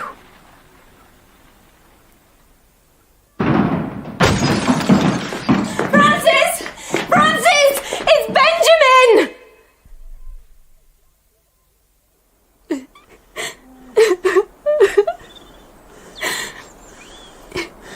Master. I'm here, old friend. Spring is a good time to go on a journey. But how can I go without you? Eh? Oh, they're calling the cows in. Oh, the country's a fine place. There's always a bustle. Are you happy now, Master? Yes, I'm happy. Look, there's been another look on your face since the mistress came home. And where would I have been without you, eh? Dandering around, coming to no good. For I always had a leching for women. Rest, you old billy goat. Oh, I'll rest. You've been a good master to me. And I've been a good man to you, eh? There's satisfaction in that. In there. Francis?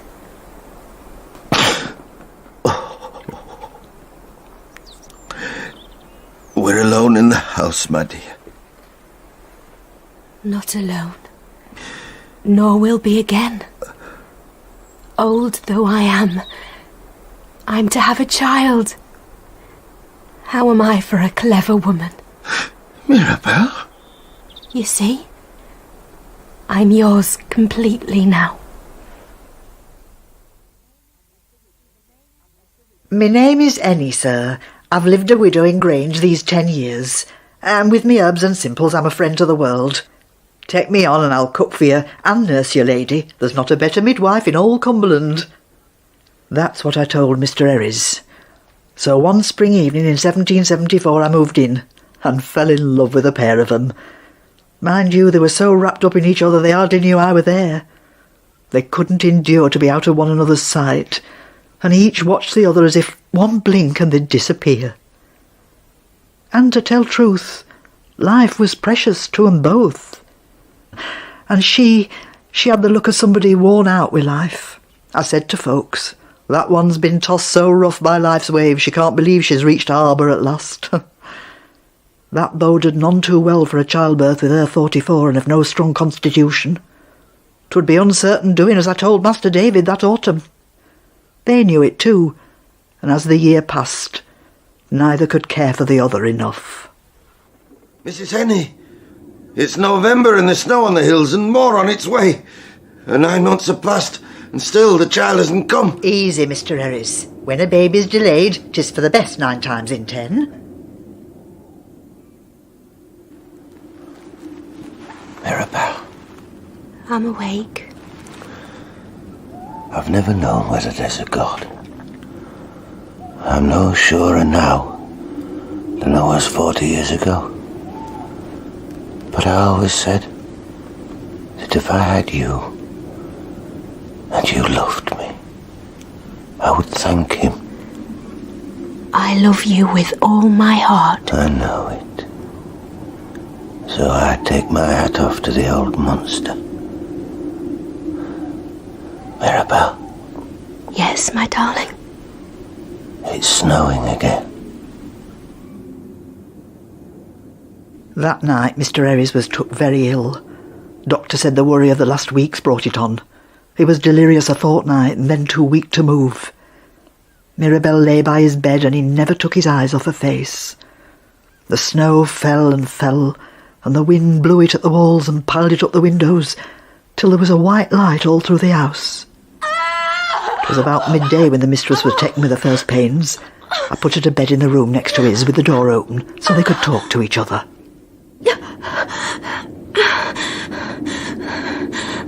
The snow's climbing the windows. Yes, I can see its shadow.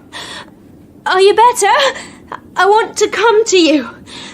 I shall be stronger tomorrow. Are you warm? Mirabel, is Mrs. Henny with you? She needs her strength, Mr. Herries. Leave her be. How are you, dear? All right, I think. Is your head well now, Francis? Soon I will come myself and see. Yes, it's well. Though it begins to ache strangely. It's so dark. Mirabel, I can hear. My great horse is coming. It's coming at last.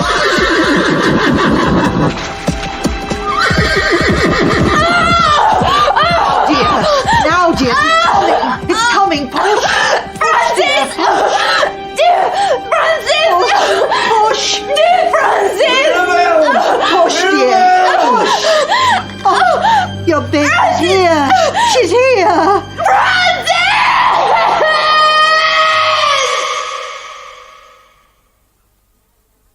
How am I for a clever woman? Mirabel, here you are. Yes, Francis. Here I am. Forever now.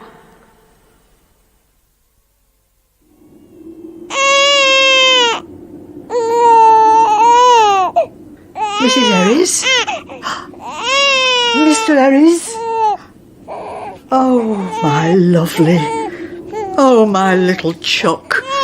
That's right, my girl. You go on and yell. Yell your head off. There's no one to hear you. And the snow fell on Herries, and the old woman and the newborn child were the only living things in the house.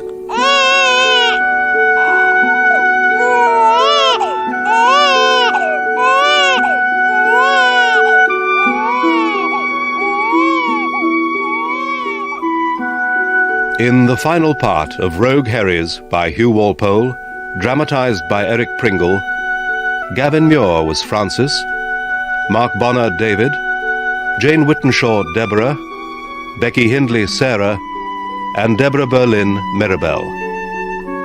Chris Pavlo was Benjamin, Christopher Scott the Reverend Sunwood, Gerard McDermott Harness, Stephen Thorne Greenship, Ioan Meredith Adam Betty, and Linda Polan Mrs. Henny. Other parts were played by Katie Clarke, Joseph Head, Carolyn Jones, George Maguire, and members of the company. Technical presentation was by Rosamond Mason, Colin Guthrie, and Andy Garrett. Rogue Herries was directed by David Blount.